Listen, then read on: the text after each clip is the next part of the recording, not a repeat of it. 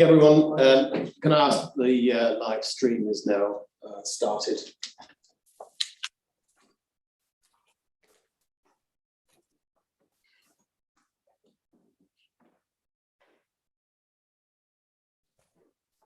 Good morning everyone and welcome to the General Scrutiny Committee being held here at Plough Lane on Monday the 15th of November 2021.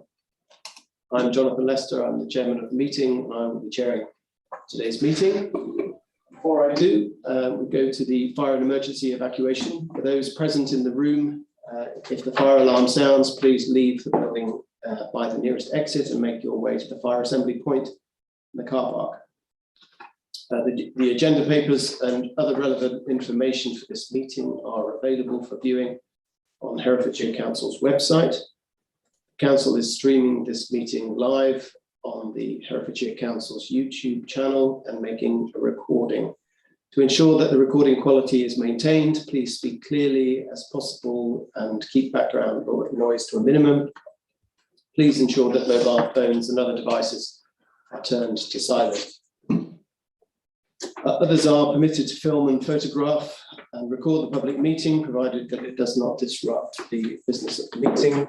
If there are any members present who do not wish to be filmed or photographed, please raise your hands and make me aware so that any such filming, anyone making a filming of the proceedings can be made aware.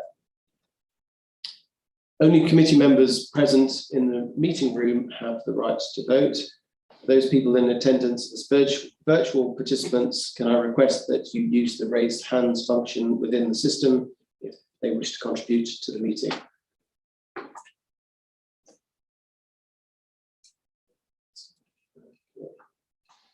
We have a full committee in attendance and we will be shortly going to speak to John Campion and Superintendent Ed Williams for the main item of the meeting. But we also have officers in attendance and Councillor Ange Tyler is joining us via Zoom. So Councillor Tyler, you're very welcome. Thank you. So we do have officers in attendance on behalf of Herefordshire Council and I would ask them to introduce themselves when it's their turn to speak or they're asked questions. So moving on to the agenda, item 1, apologies for our absence. We have no apologies from the committee, but we have apologies from Councillor Hitchener, the leader of the council, who wishes to have his apology noted. In another important meeting. Item 2, we do not have any name substitutes because all members are in attendance. Item 3, declarations of interest. Any declarations of interest? Councillor Durkin. Thank you, Chairman. Just for the record, that I am Vice Chairman of the Police and Crime Commission's panel. And Chairman, I am a member of the Police and Crime panel. Okay, thank you. So we have 2 scrutiny members, Councillor Durkin and Councillor Bowen, who are members of the Police and Crime Commissioner panel. Perhaps we can elaborate on that position as we go through the meeting. Chair, if I may very quickly, just clearly those are council appointments so that they come under other interests rather than Schedule 2 interests. So members can still participate and take part in the voting on the meeting. Councillor Durkin's just got a question. We've certainly paid nothing. Thank you, Chairman. I just want to make sure we're transparent, Chairman. Yes, thank you, Councillor Durkin, and Councillor Bowen has just pointed out that the positions are non-pecuniary and there's no allowance paid for those positions. Thank you. What was the pity?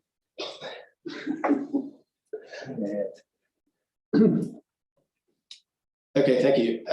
Next is item 4 on the agenda, the minutes of the meeting held on the 22nd of September. They're included on the agenda at pages 7 to 12. Councillor Stark has helpfully identified the typographical error on the 9th bullet point on page 5 of the minutes. where the word costs has been used twice, it should read, Maylord was cash positive, and it was confirmed that the rental incomes more than covered the running costs. So thank you to Councillor Stark for being eagle-eyed in clarifying that really important point. Subject to any other identified amendments, do I have a proposition that we accept those minutes? Seconded by Councillor Durkin. Sorry, proposed by Councillor Durkin and seconded by Councillor Bowes. All in favour? Thank you. No one against, no abstentions. Okay, we move on to items 5, which is questions from members of the public. No questions have been received from members of the public. Item 6 is questions from councillors, Herefordshire councillors, and it is noted that no questions have been received from councillors. So without further ado, we will go on to the main item on the agenda, which is an update from the Police and Crime Commissioner. Absolutely delighted by the fact that the Police and Crime Commissioner is in attendance, so you're very welcome, John Campion. And you're also accompanied by Superintendent Ed Williams, who's relatively new to the post, January, I believe. You're most welcome, but Hereford isn't a strange place to you, but I'm sure you'll talk more about that. But what I would like to do is to obviously welcome you formally to this scrutiny meeting. And to the committee, I propose that we ask John to do a short introduction about his role and how he sees things at the moment, and then obviously hand over to Superintendent Ed Williams to then give his views on the most salient points at the moment in terms of policing. And then it will be up to the committee to ask their questions. And in doing so, we are able to ask questions of officers in the council who are in attendance, and Councillor Tyler in attendance for the purposes of clarification, any other points that are raised today. So without further ado, over to John Campion. Thank you.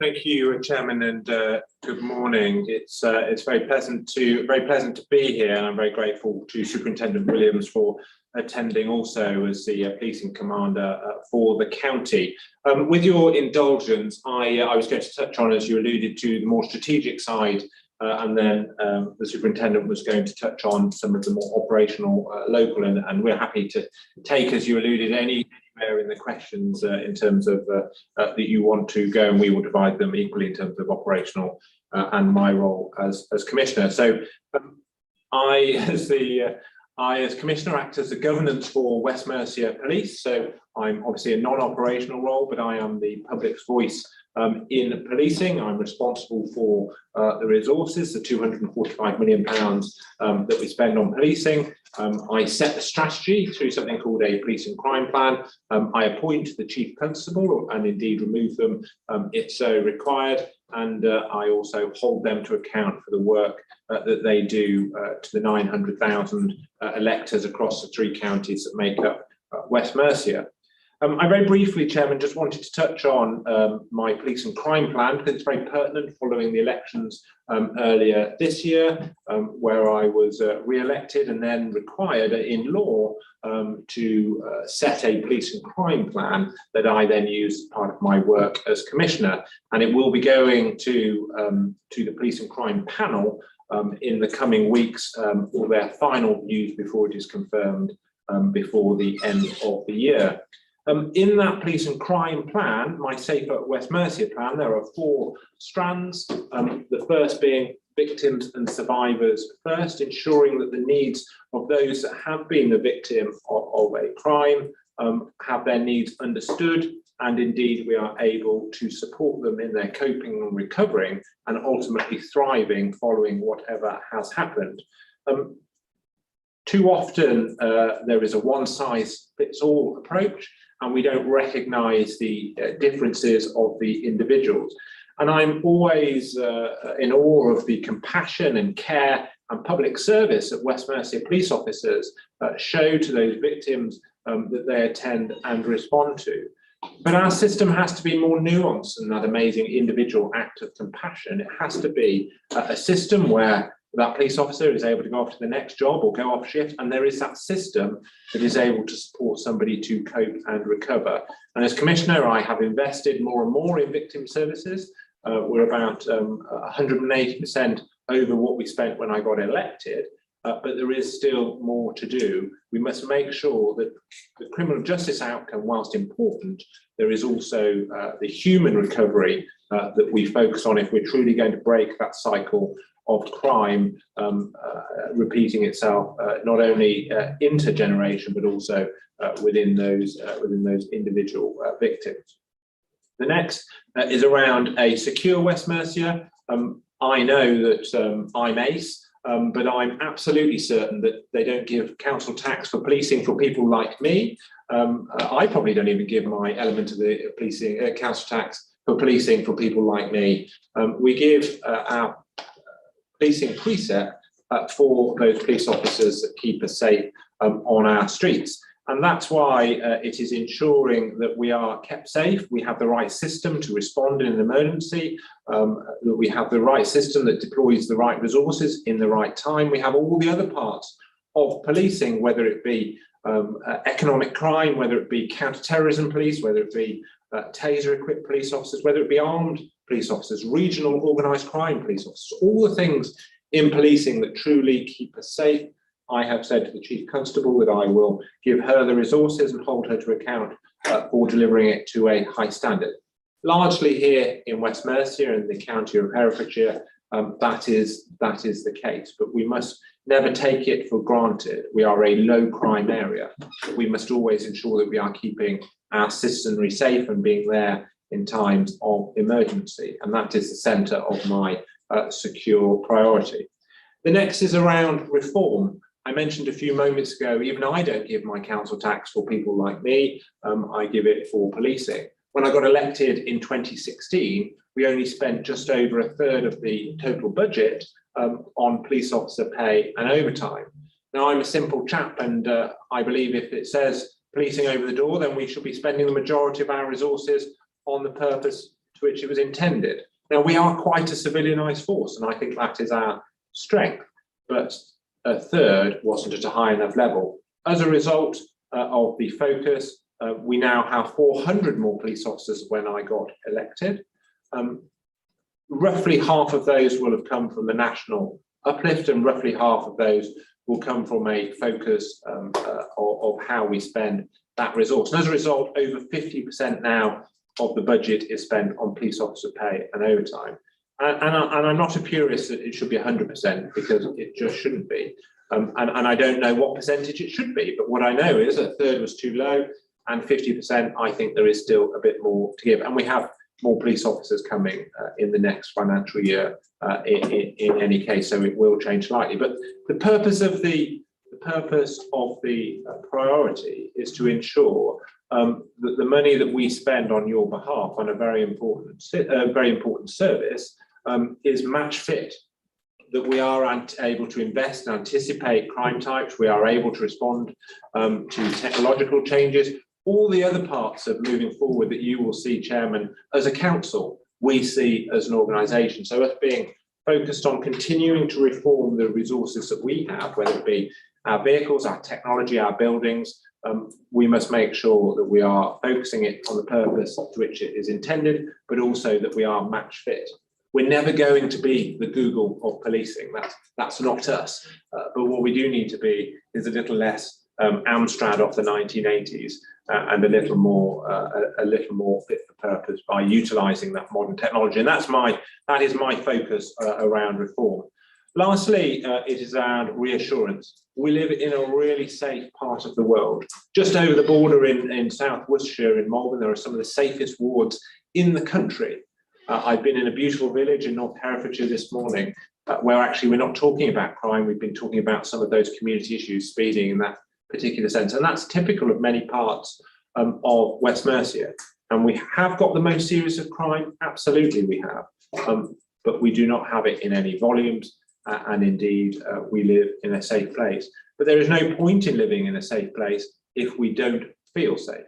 And hence why when the superintendent talks, I'm sure he will touch on things like the community charter, which is ensuring that enough of the West Mercia Police resource is focused on reassuring our community by being visible and accessible in their community, by understanding their priorities, and actively being part of the solution that does address them. I don't think West Mercia Police have a magic wand any more than the council have a magic wand to fix society's ills. But my expectation, the Chief Constable's expectation, is West Mercia Police are working with the community as part of that coalition to tackle some of those issues. And being reassured, I think, is vitally important. With your indulgence, I just very briefly wanted to touch on two things, and then I'll pass to the superintendent. Firstly was around speeding. Speeding is the number one issue in my postbag, and pretty consistently has been, in Herefordshire is no different to the other counties. Predominantly, it's not actually death and injuries on our roads, though that is a huge problem. We lose roughly one a week in West Mercia, and we need to make sure that we are not normalising that.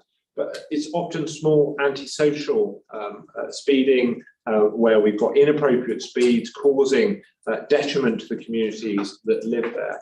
And my ask is, and my offer is as Commissioner, I am very keen to join up how you as the Highway Authority and myself as Commissioner, in partnership with the police, are tackling some of the long-standing issues. I can think of some where we have made progress, Ames Street and other places, but are we really confident in your role as community leaders and my role as Commissioner that we are truly got in Herefordshire a joined up approach to how we tackle antisocial use of our roads, which is predominantly speeding, often in very rural settings in our rural communities.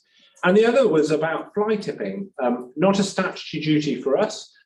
Predominantly, it is an enforcement role for the council, I recognise, but I also know it's at the top of, towards the top of my postbag.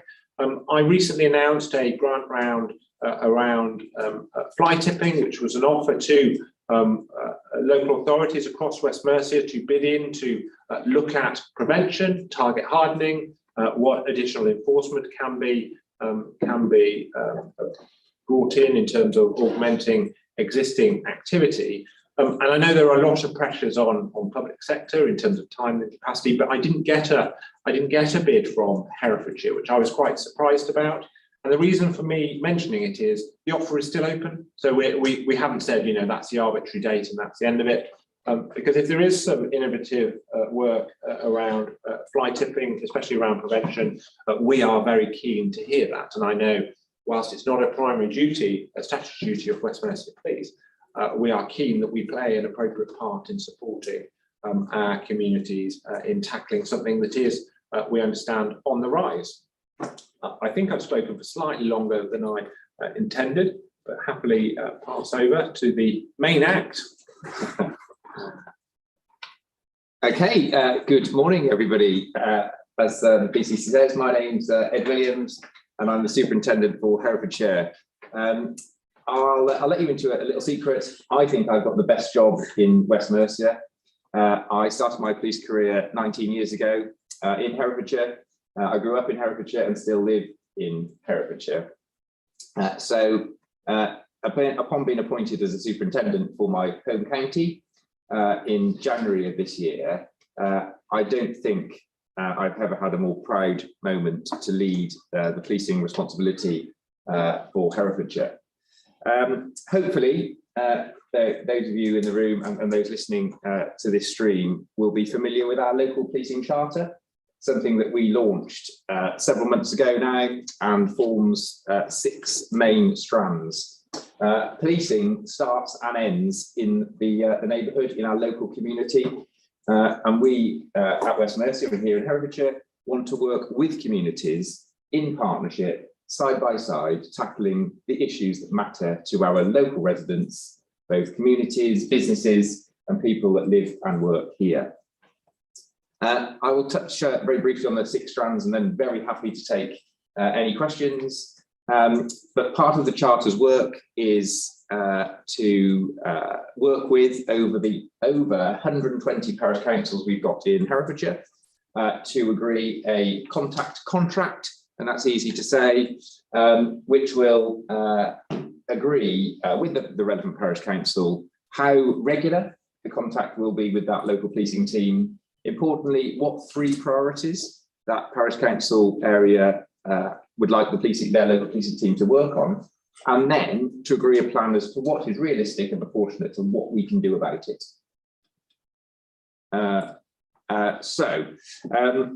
In terms of the 6 strands, the first strand is visibility and accessibility.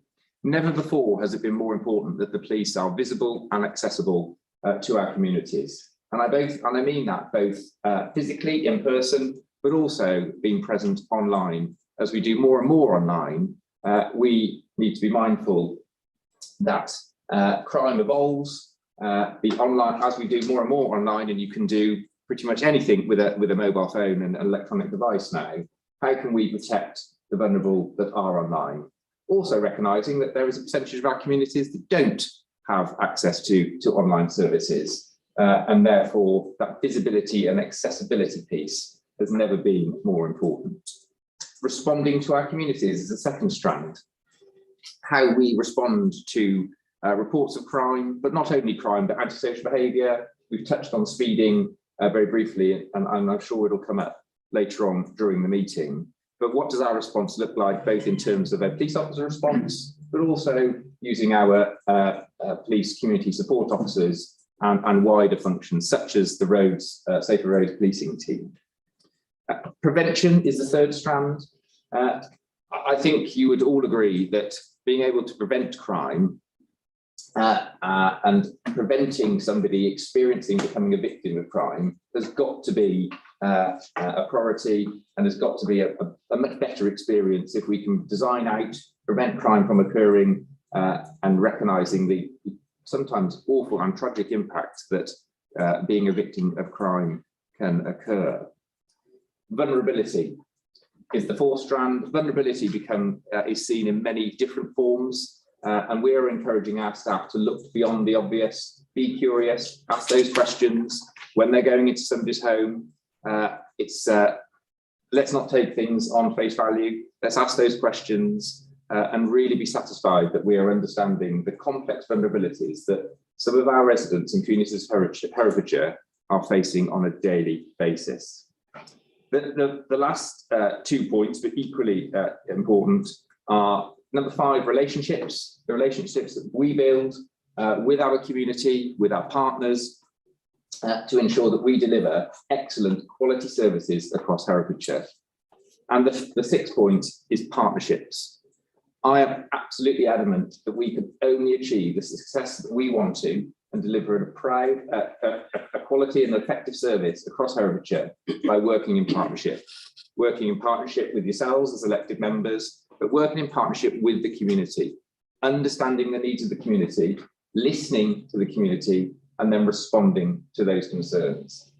We can only do that by working together, working with voluntary agencies, statutory partners, and as I said, the community as a whole.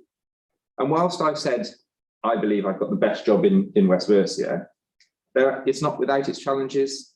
Domestic abuse happens in Herefordshire, antisocial behaviour blights our communities. And whilst I am confident that we have the resources in place to provide effective policing responses, we should be alive to changing vulnerability. Thankfully, we're in a very different position in terms of our nighttime economy compared to this time last year. But as we lead up to Christmas and those nighttime economy venues will hopefully be thriving and busy, we will be visible. We will be working in partnership with our licensees. As a result of the pandemic, I believe we've never had a better working relationship with our licensees, as we've had to think creatively and very much outside of the box. And some of you will have seen very recently the launch of Smart Tag in Herefordshire. And I think, in fact, some of you were present at the launch. It's a deterrent that can be used in a pub or a club to ensure that violence is kept to a minimum and reduced. Drug use and our county lines approach continues to be successful in Herefordshire, and the priorities team and the makeup of how I've divided our teams up to tackle various priorities continues at pace. But as my first scrutiny meeting, I'm very pleased to be here. Please be gentle with any questions, but very happy to take any questions throughout the course of the meeting. Thank you very much, Chair. Thank you, Superintendent, for that introduction, and thank you to the Police and Crime Commissioner as well for his introduction. It's really important to hear your views on what you think are the salient points and the issues worth focusing on. So I think that really helps the committee. But I'm sure they've all got questions. I've got questions as well, so we'll crack on. Councillor Durkin raised his hand, and then it was Councillor Summers. Thank you, Chairman. Thank you, Superintendent, for enlightening input into the police charter. Very much appreciated. I recently wrote to the Commissioner regarding speeding and community involvement in monitoring speeding, etc. And also of police officers attending parish councils more often than they do, which is never, to my experience. And I wondered, could you advise us what your thoughts are on this, and do you have any plans to review the policy of monitoring speeding in villages, and also with regards to police officers that attend parish councils? Thanks very much for the question. So that piece of work falls firmly as part of the local policing charter. So as part of the contract, my expectation is that every parish council has a conversation with our local policing team to agree the frequency that you would like your local policing representative to attend your parish council meeting. Now, being really open and honest with you, due to the amount of parish councils and maybe the frequency of your meetings, some will meet monthly, some will meet less frequently perhaps, we would not be able to commit to attending every parish council meeting that occurs across Herefordshire. That would just simply be unrealistic. However, on the occasions when we weren't able to attend, I would expect you to be provided with a written update of the priorities and the activity that has taken place previously, maybe in a quarter or a monthly basis, but also importantly, going forward, what are we going to do in the next few weeks or months? I would expect maybe a quarterly physical attendance if you were to meet on a monthly basis. I think that would be realistic. But as part of the contract, that is the detail that I would be expecting the local policing teams to agree with you and then to have a sensible discussion on. In terms of your second point around speeding, so we will take the 3 E's approach to tackling speeding. Firstly, education. Secondly, then engineering, working with yourselves to engineer the problem out. And then, quite rightly, enforcing the law and targeting those users that commit criminal offences and endanger other road users. I think there's a number of ways that we can do that. So we are looking to increase the number of community speed watch groups that we have in Herefordshire, and those that are active.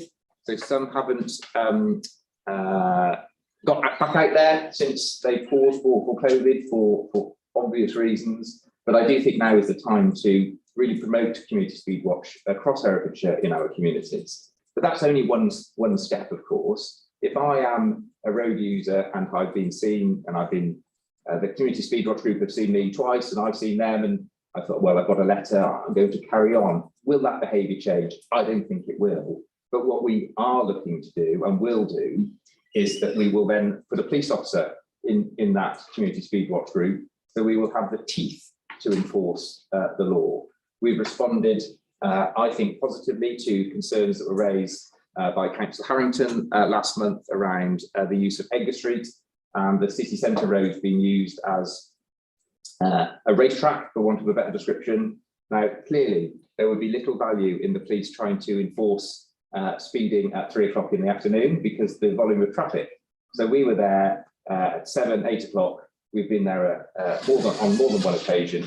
And I think overwhelmingly, the public reaction, and that's not always the case, when we put things on social media, was positive in terms of the activity that we were taking place, not only in relation to the enforcement, but the presence of a police officer. So I would very much expect our local policing team to be working with the parish councils to agree what enforcement activity is available to us, but also the relationships we have with our roads policing officers. So the roads policing officers have a role to play in supporting our safer neighbourhood teams, because it's not just the safer neighbourhood teams that police our communities. When I talk about partnerships, it's about internal partnerships, and we've got a roads policing team in Herefordshire that is headed up by an inspector, and the inspector for our roads policing team is expected to have regular conversations with our safer neighbourhoods inspector to understand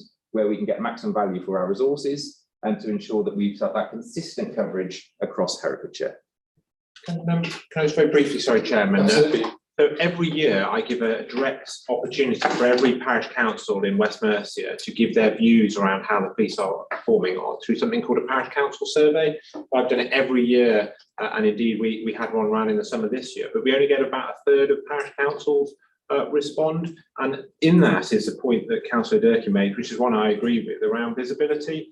And Herefordshire is not a great responder when it comes to that parish council survey. So in your work as a councillor, if you have got parish councils, giving either the chairman or the clerk a prod just to say, let us hear, because that comes to me directly, and indeed it will be coming to the police and crime panel shortly, that the main results, and I use it to hold the force to account for their work. But I want to see more parish councils saying that they see or have got the right relationship with their local police officer, and it's not going necessarily in the right direction at the moment, but it's only truly valid if we get lots and lots of parish councils responding.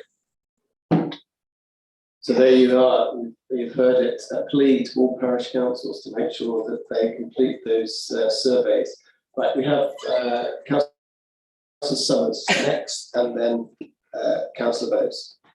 Thank you, Chair. And I have to agree with Councillor Durkee on the parish councils. And the other thing I should mention to Campion is that a lot of the parish councils just figure, why bother, because nobody listens. That's just a thought. I'm not going to say a lot. There's a lot more people more eloquent than me here, but it all sounds very good. But in my 5 years as a ward councillor, I'm afraid I'm not impressed with policing in Herefordshire. By no means.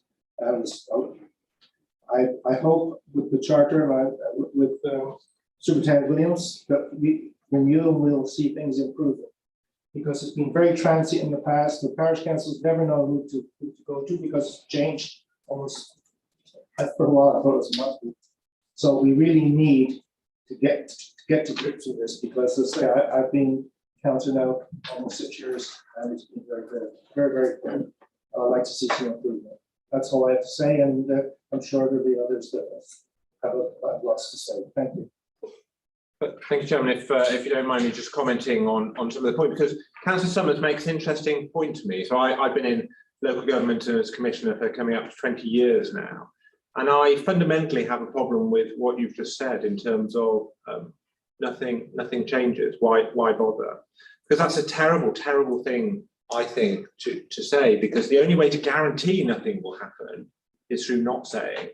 So do I think that the relationship between the police and the parish councils is good enough at the moment? No, I don't.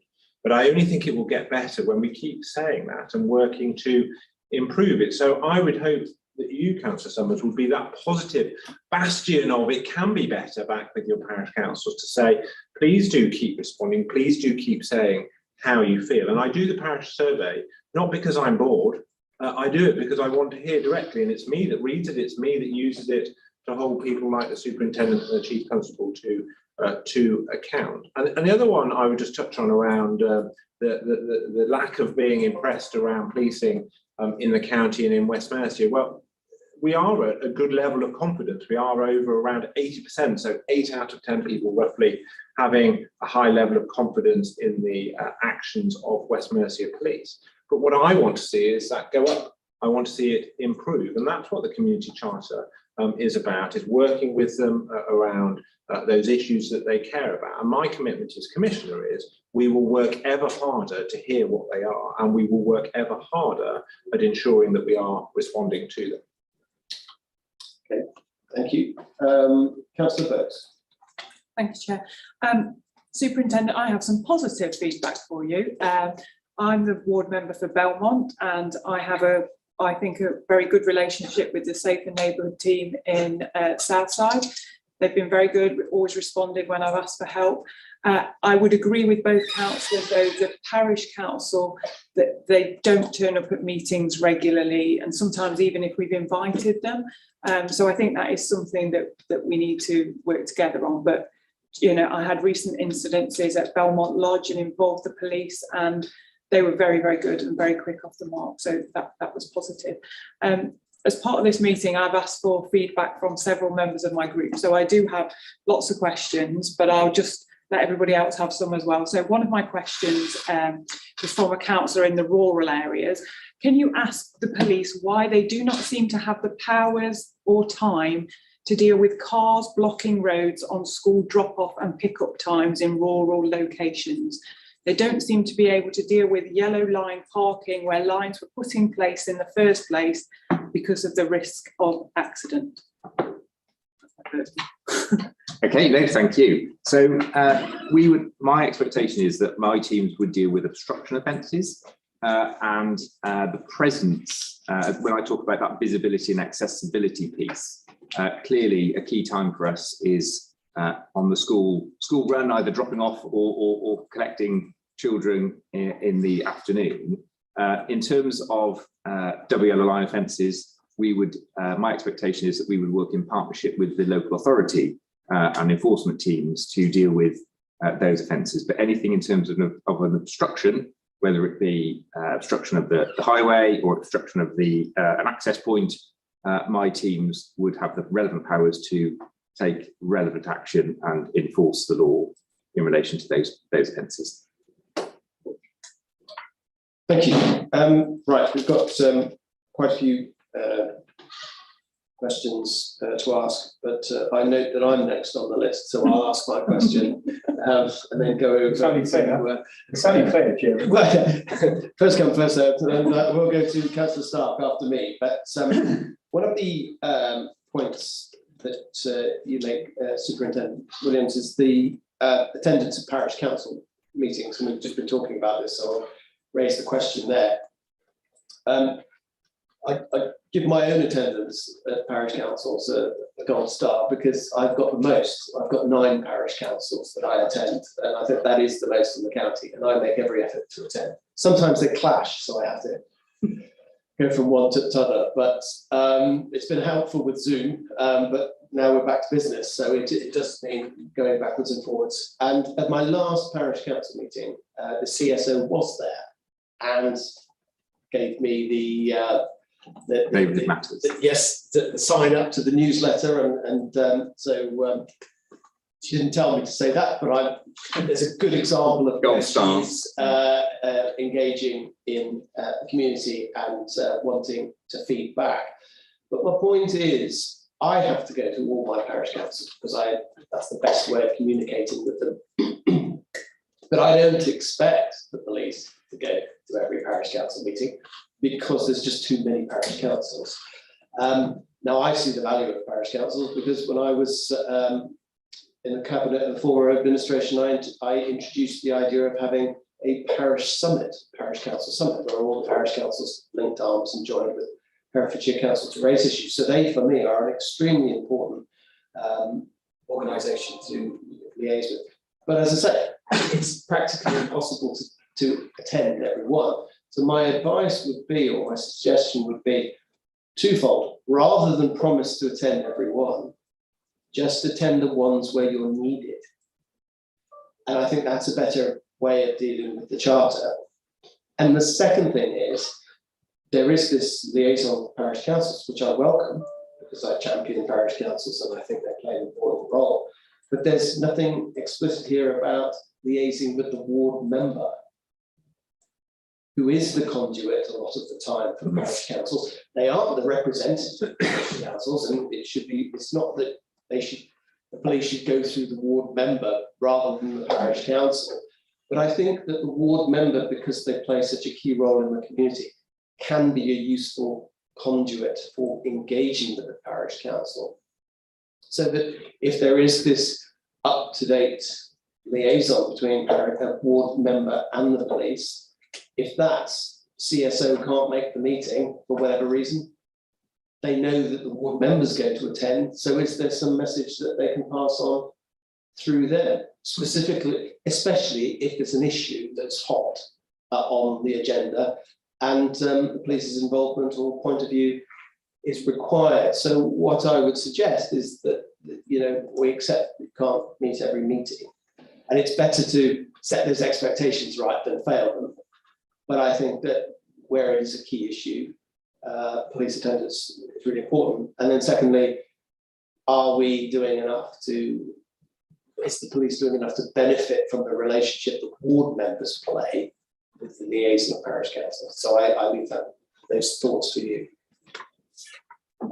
Thank you. I think that's really positive feedback. And I agree. I don't think I can sit here and say, well, I'd be a fraud. I cannot sit here and say that we will attend every parish council meeting, because the next meeting that I attend would be particularly uncomfortable, and it would be very unrealistic for my team to do that.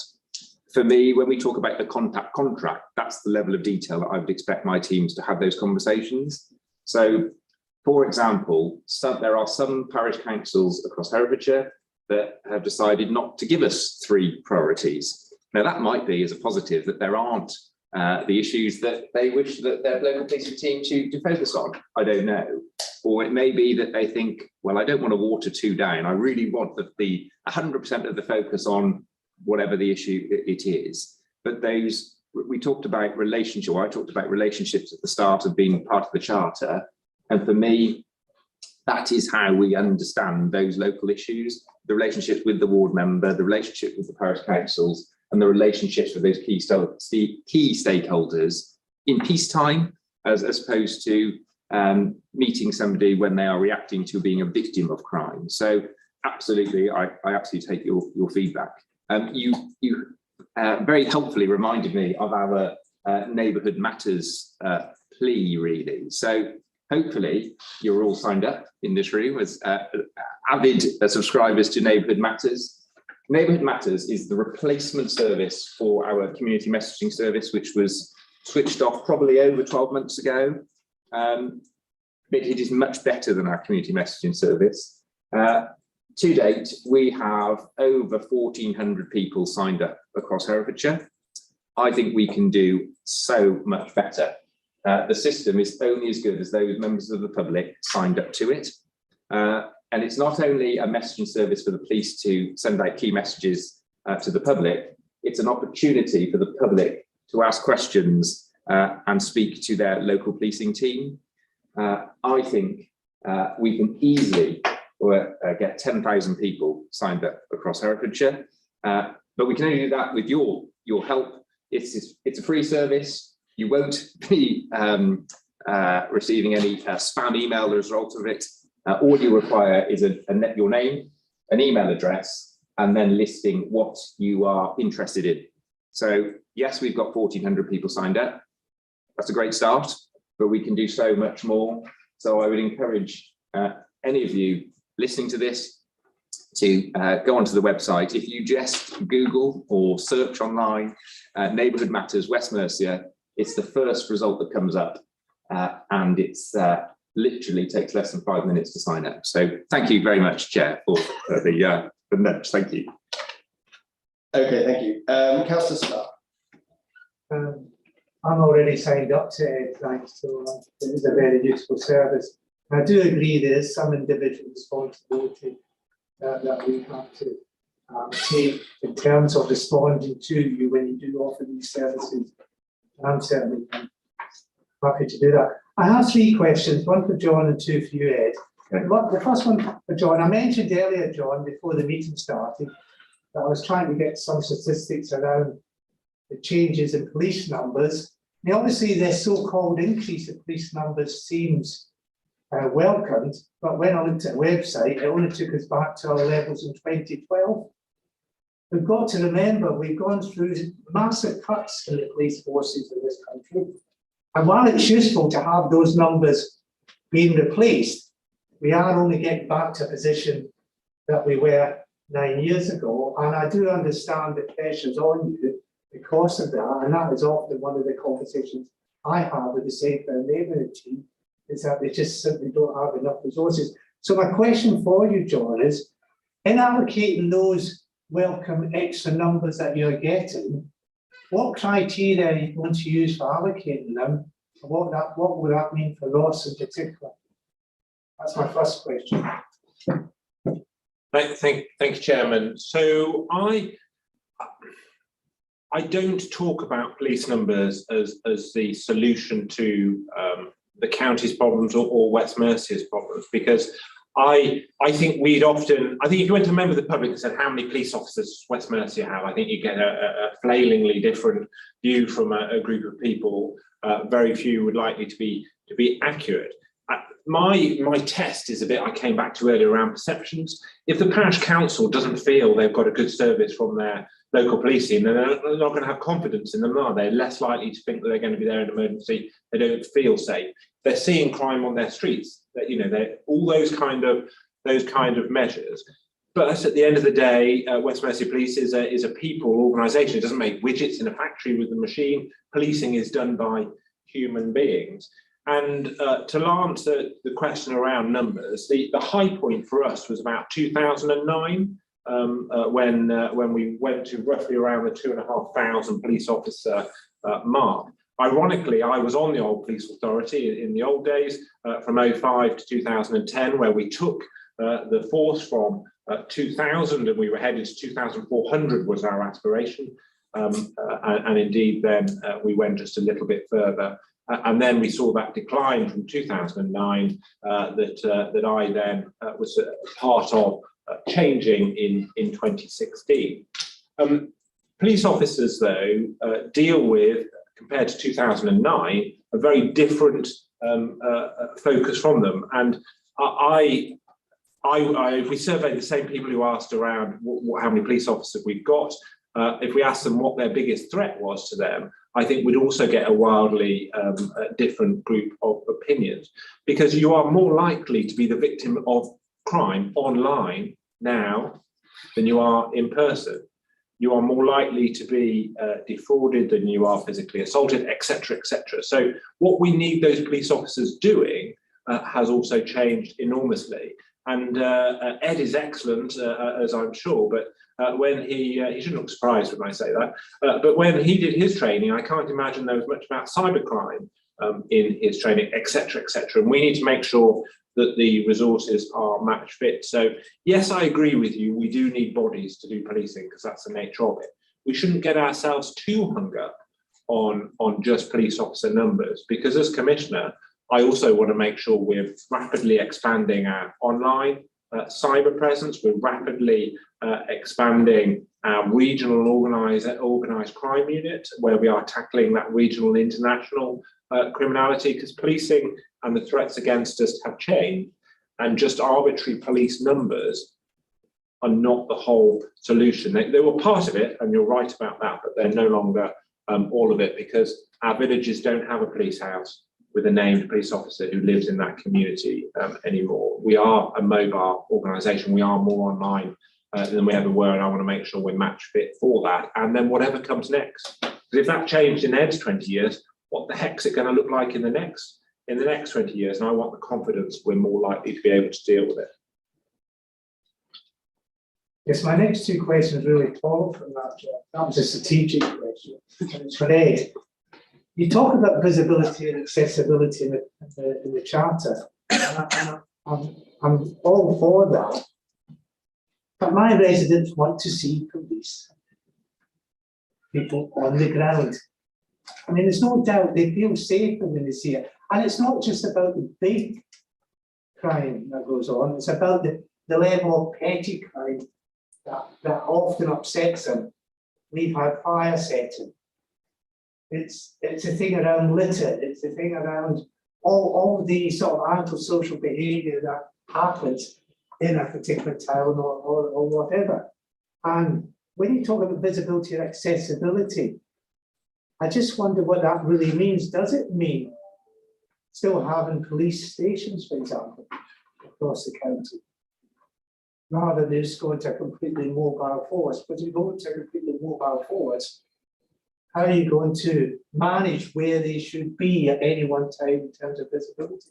So there's that as well. But I do think we have to think about the low level of crime, visibility numbers, and not forget that, because that often is the biggest bugbear for residents. And my third point is, have you shared that charter with everyone, with the town councils, with the parish councils up to now? Are they aware of what the charter needs? So have you shared that with them? Thank you. I would be very disappointed if any town council or parish council didn't understand or had sight of the local policing charter. I don't expect them to understand the 6 strands, but if there is any doubt at all, please don't hesitate to contact any of my local policing teams, or indeed me directly, to understand how anybody can play their part in delivering a successful local policing charter. I think the point you make around, and you use the word petty crime, it's not a term that I use, because I think it's important to recognise, and this is not me being clever, Councillor, the impact that different crimes have on members of the public can be really quite stark. And it can be what somebody would deem as a minor crime. Again, I don't know how you would differentiate. It can be hugely impacttive to somebody as opposed to suffering a serious crime. So I think, of course, what's different is how we respond to those needs.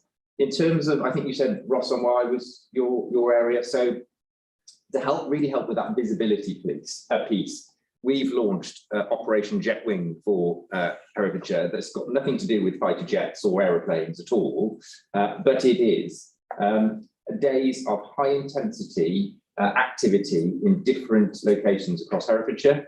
We deliver an Operation Jetwing day, 1 per month, where it will involve tackling or executing local warrants, being visible outside of schools, listening to community concerns, maybe knocking on doors and promoting neighbourhood matters, and really selling it both in the physical sense, but also online using various social media forums. We may be coming to an area near you very, very soon. We obviously don't advertise them until the day, because we are in the business of locking up some bad people, but also reassuring that community to ensure that we are listening to their concerns, but also telling them. One thing I think we have to get better at is telling the public some of the excellent work that my staff do on a daily basis. If we don't tell the public, they are not going to know or understand. And sometimes it's about managing expectations. Absolutely. I'm not through rose-tinted spectacles. I'm not drunk with optimism. But I think being that positive approach with energy and celebrating some of the success that we do and I see on a daily basis, we've got to get better at, because I think that has an impact not only on satisfaction, but confidence. And I want our communities, being a fellow Herefordian, I want everybody in Herefordshire to feel safe, to know that they can access their local policing team when they need to, on the forum or platform that they want. And whether that's visiting Ross Police Station, where our response teams are based on, and our local policing team, or that's sitting on their sofa and doing it via the website. I want our services to be accessible for all. So you're not going to go to a completely mobile force? No. So because there have been rumours in the past about certainly the police station and Ross being closed. So it's perhaps a question for the PCC, but I'm not aware of any immediate plans to change our estate, certainly in the next 12 months. No, absolutely not. Whilst we might want to see whether we're in the right building in that community, which is absolutely the case in some. We saw back in 2012, I think, a very damaging programme of closing some of our outstations, to which I have no intention to enter into. I want to see the police be supported with the right number bases to ensure they are visible and accessible. And I can't imagine a situation where we've got any less than we've currently got. Thank you. Right. Thank you, Councillor Starr. Thank you for those answers. Councillor Ward. Thank you, Chair. I'm going to have a few little fiddly ones, nothing too deep, I don't think, until the end. So we've already discussed the minor niggling ones that most parish councils talk about, the speeding, the antisocial. So I wanted to bring up one or two of them. The off-road antisocial behaviour, kids riding motorbikes, stuff like that around not necessarily private land or forest land or whatever. Is there anything you can suggest new to try and help us solve that problem? It's a bit similar to the speeding in the sense that you have to be there to see it. You're not there to see it. All that happens is it gets reported, and there seems to be like a circular thing going on where, you know, the advice is to contact the council, and the council advice is to contact the police. The police advice is to contact the council, and it just goes on. And I know there isn't a good, you know, you're not going to come up with something today, but it just feels like that's one of those areas we need to try and get a handle on and figure out a new approach. Find some way of dealing with it. So that's one thing. A couple of my parish councils, I'm in Penyard, down the south, are thinking of putting in quiet streets. So I'd like to know what the police are thinking about that, whether they support it and how they can help. So that's that. So they're the easy little fiddly things. In terms of going to parish council meetings, I do recognise there's so many, it'd be difficult. Have the police got a plan to maybe attend on Zoom more regularly? I know some parish councils might not want that, but it might be better than not at all, and you could be more regular face then.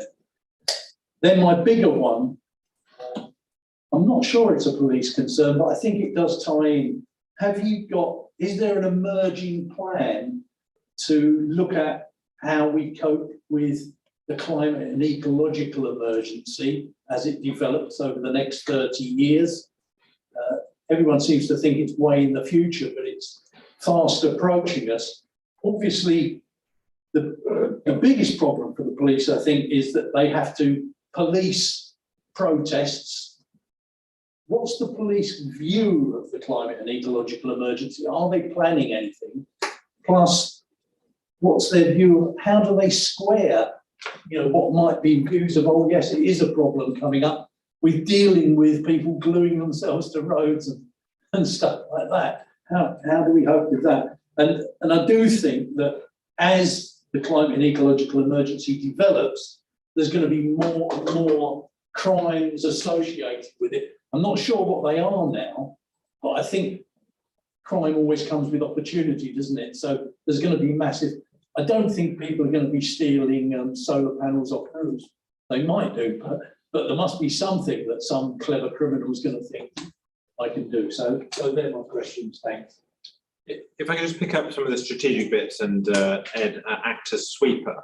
Around the climate, so we've not been particularly environmentally conscious, I don't think, in recent decades. But in my police and crime plan that we've just been consulting on, and it was in my refresh, but not in the original one, was around that commitment that we will limit the impact of policing on the environment. We currently have a system of response that is based on diesel cars having to cover huge distances, and I think we do the best part of 1 million miles a year across the force area. And so an instant switch of sustainability, and sometimes those cars will need to do 400 or 500 miles a day, often you know, at significant speed. So the ability of an electric vehicle currently to be able to do that is not applicable. But that's not every one of our 740 something vehicles that we own, is it? And it's about making sure that we have taken enough steps to start that journey. And here in Hereford, and I saw it a little earlier because I've had a flat tire, so I've been in the nick. And there is an electric vehicle there now that wasn't there 12 months ago. We now have some charging points in Hereford police station that we didn't have previously. It's one of 5 electric vehicles that we didn't have before. So 1 out of 740 something is not a great percentage, is it? But it's the start. And as we replace our fleet, my commitment is that we will use more and more greener priority where appropriate. The other is around how we manage our buildings, how we procure. So bringing that environmental sustainability to more parts of our business is my central commitment as Commissioner. Because sometimes the police are wasteful with resources, because that's the nature of it, isn't it? Because sometimes they have to set up in a field to do something that they weren't planning to do, and they have to run generators and all those kind of things. Sometimes they have to travel at high speed burning fossil fuels. But the rest of the time, we have to increase our mindfulness of what we are doing and consciously choose alternative routes. And whether it be electric cars, whether it be greater provision of bicycles, whether it be electric supported bikes, whether it be managing our buildings more effectively, my commitment is that we will do that. And before Ed touches on some of the other bits, I just wanted to a view from the governance around there are lots of parish councils, we can't go to them all. Well, we've got 2,400 police officers supported by 1,600 or 1,700 supports civilians in different roles. We could go to every parish council meeting. Your chairman goes to all of his. I know he hotspots in between some of them. I understand why we don't, and it is sensible that we don't, but that is us positively choosing not to, because we have got the right relationship with that parish council to mean that we don't have to be there every time. So please, as a local councillor, don't think that we can't do it, because we can do anything. We can't do everything, but we can do anything that we choose to do. And if we get it right in terms of the right relationship, we don't need to be there every time, because that ongoing relationship is ever present around ensuring that the needs of the community are understood and acted on by the police in that support role.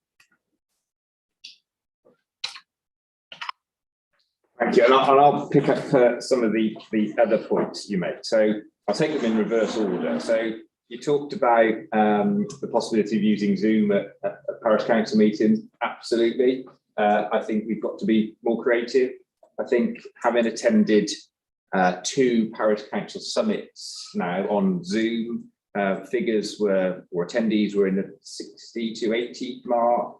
I'm not sure you get that many people in a village hall on a Tuesday evening if you were having it. So I think whilst the pandemic has been hopefully unique and never to be repeated again, some of the lessons that we've learned from it, we've got to maximise and learn those lessons and not forget them as we go back to what is a post-pandemic life. So absolutely yes to that one.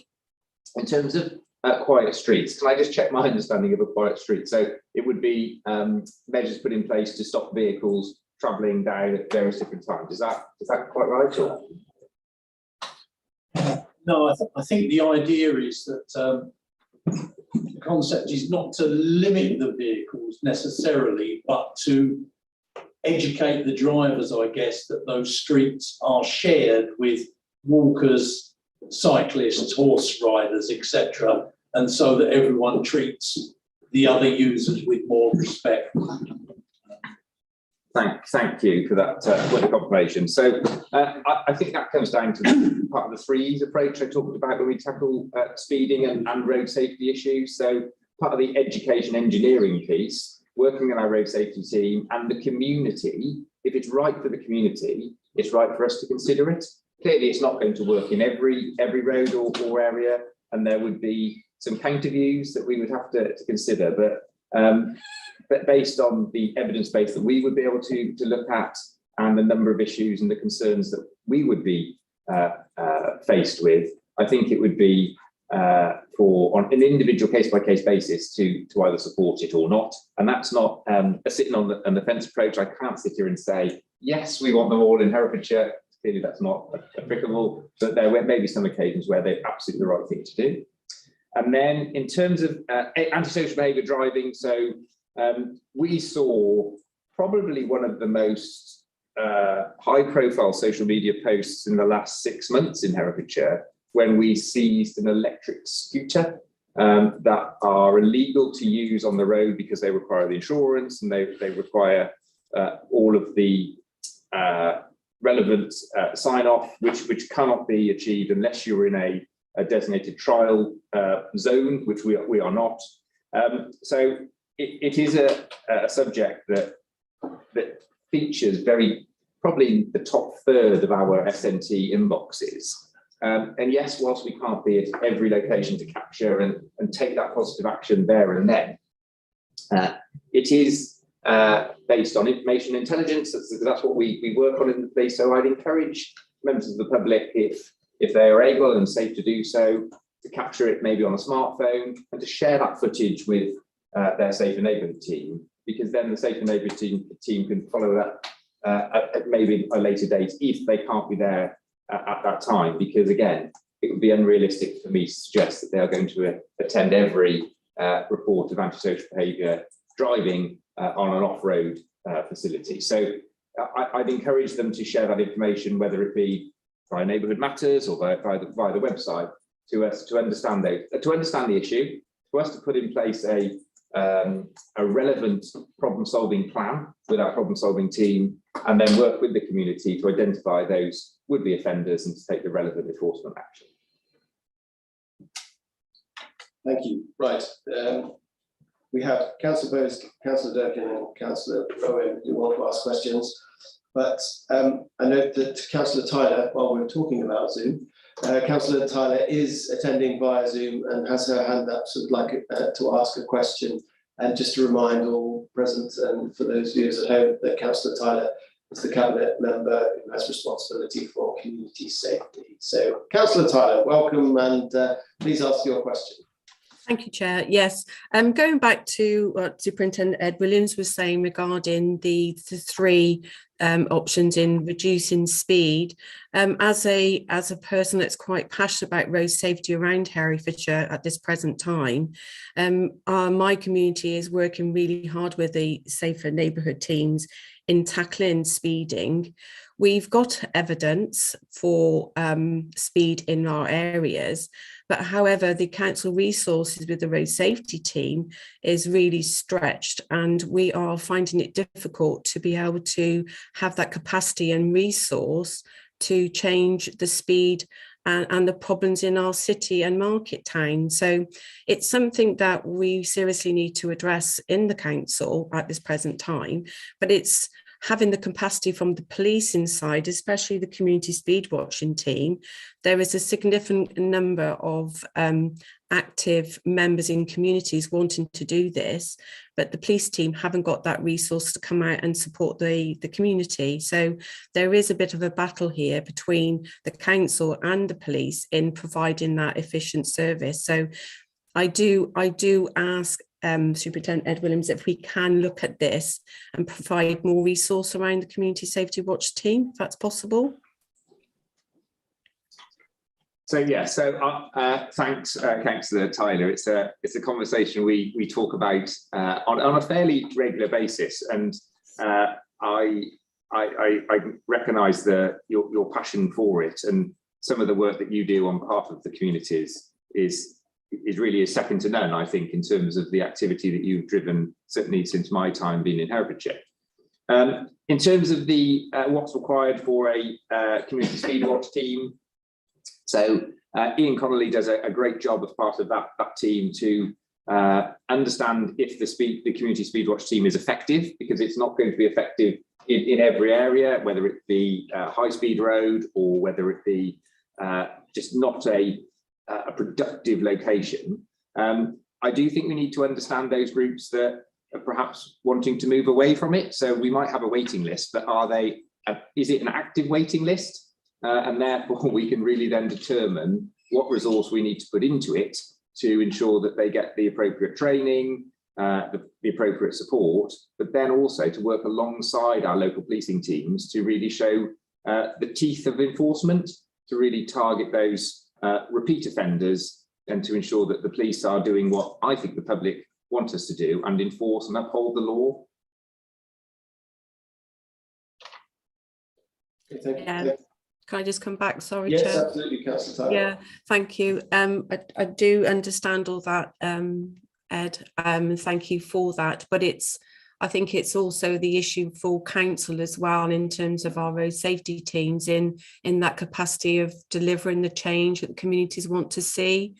I would like to bring Bruce Evans in, if that's possible, just to highlight the concerns and the resource that they have in this team, especially with TROs and the process to enable reduction in speed humps and a 20-mile-an-hour zone that we did as a council through our motion of 20 is plenty right through Herefordshire.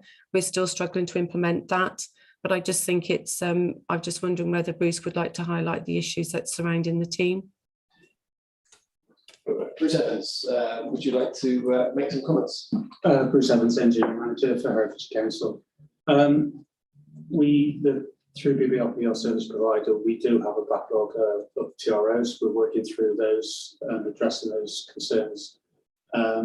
Budgets is a pressure. Obviously, the service we need to provide across the board through the service plan. Do prioritise, and we have a good prioritisation system for TROs. We are working through it, and we are working to get opportunities where we can bring things forward. There's some opportunities we try and capture as well through Section 106, through other methods. And I think what PCC recognised earlier was through the PCC obviously budget availability for parishes like they did with Ames Street. It's just trying to bring all those through together. We do recognise we have a long backlog, and it's ever growing because parishes do want to make changes and improve their environment. But yeah, recognise that. Okay, well, I'll certainly be raising some questions about road safety, but so we'll be coming back to this issue. I'm not quite sure what questions are going to be asked by other scrutiny members, but we will be coming back to road safety issues. But Councillor Bowes has been waiting patiently. Thank you, Chair. I'm going to do three quick because I've still got a lot. CCTV. The OPCC has stated that they will only offer funding for purchasing and upgrading of CCTV, not revenue for monitoring. So if the police are the main users of the CCTV coverage, how can you assure your citizens will be protected if there's no active monitoring over 24 hours, 365 days a week? Next question, how are comms generally with this council? I know we spoke a lot about parish councils. I understand that the gold, silver and bronze works really well, but what about day to day and how we do with future planning? And safer street funding. The council acknowledges that we have to make our streets safer for young people and women. What actions are the police taking to show its citizens that we're in safe hands? So, Commissioner's privilege, I'll pick up the CCTV and half of safer streets, and I imagine Ed will finish the other half and do the comment for the council. But so it's not the OPCC, it's me. So the decision around CCTV is mine. It's just been communicated by somebody that works for them. So it's not a faceless organisation. It's me, yes. So I nor the police own any CCTV systems. They are all owned by the councils or other bodies. We own nor operate any other than ones on our own sites. My view from the beginning, from when I got elected, and the academic work that we've done and others show that the cost of monitoring versus the impact, it is very difficult to show the benefit of the investment. Monitoring is very expensive by the nature of it. I, from the beginning, have said I will only fund capital investment because I recognise, including in this county, the technology, the infrastructure we're using for CCTV is not great. It's not, and you've all seen it, haven't we, in the newspaper when we see this indecipherable, blurry image where whatever police officer's asking, have you seen this person? Well, I would struggle to pick out, the features of the image. We need high quality CCTV around bringing those offenders to justice. And we don't have that in all parts of Herefordshire or in the city, and we need to make sure that we do. Hence why I have prioritised the capital investment because I come back to I don't own or operate it. That's the matter for those that do. Everywhere else, well, virtually everywhere else, other than Herefordshire, we have got into that place of where we don't have any of my resources being used to fund monitoring. It's only here.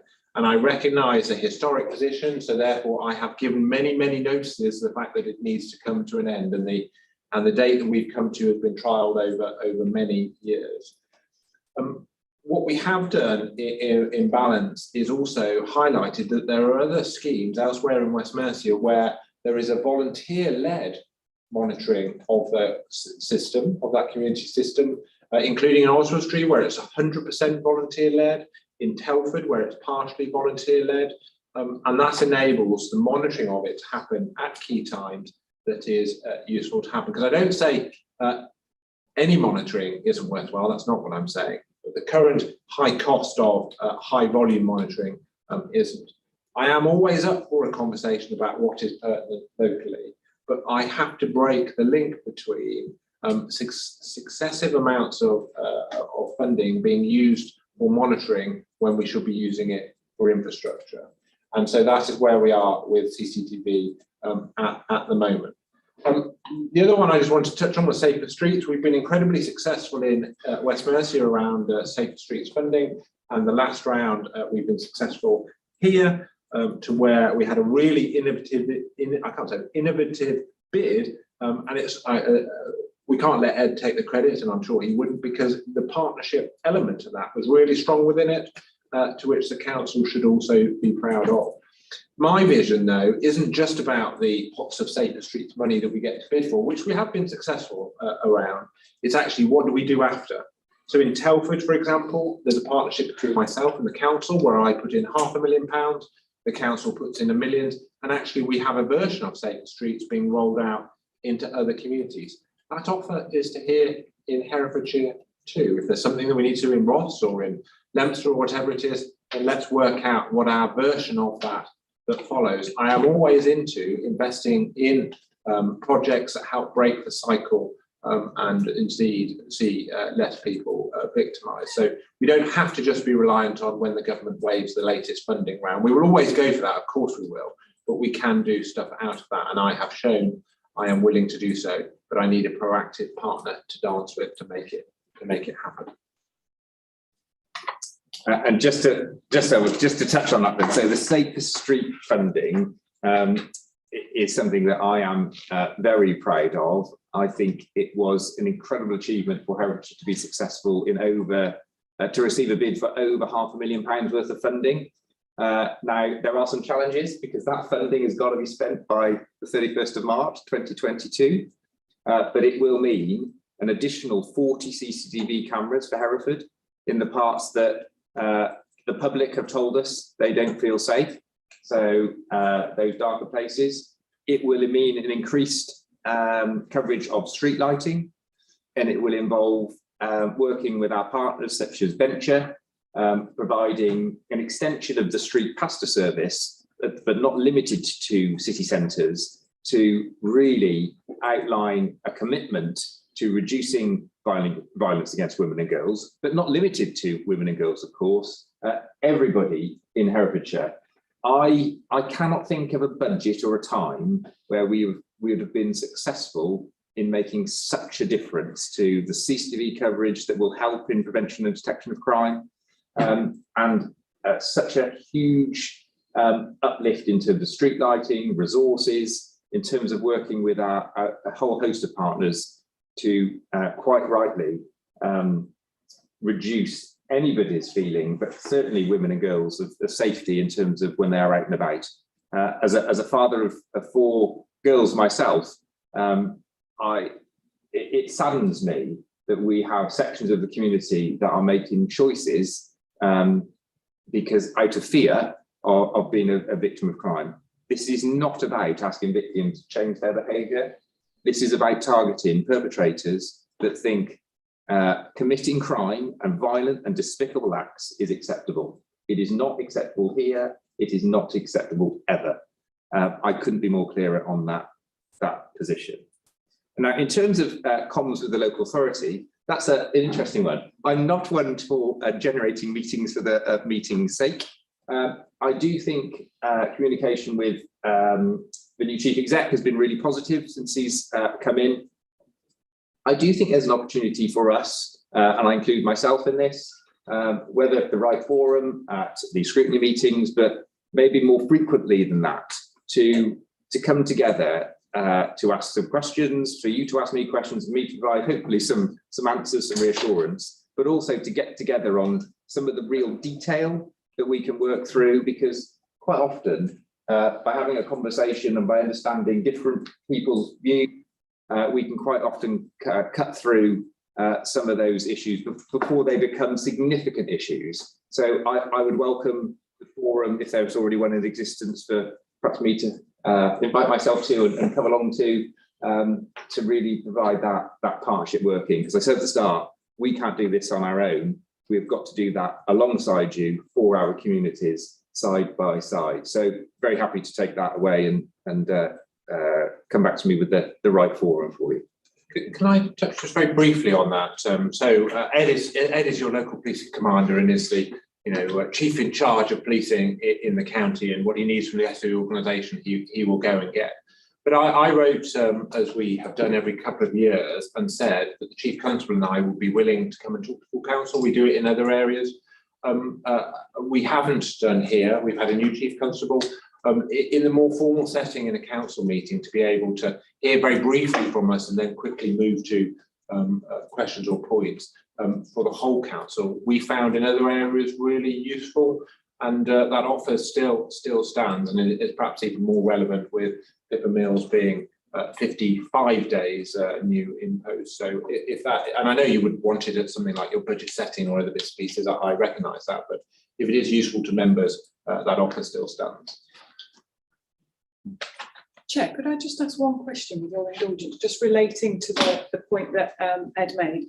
Last week we received our safety advice from the Chief Constable via our leader at the council.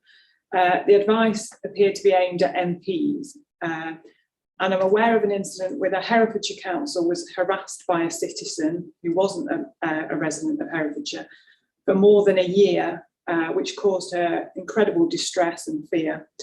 When the citizen started stalking her, she logged an incident with the police, but was told, "You are a public figure and you should expect this."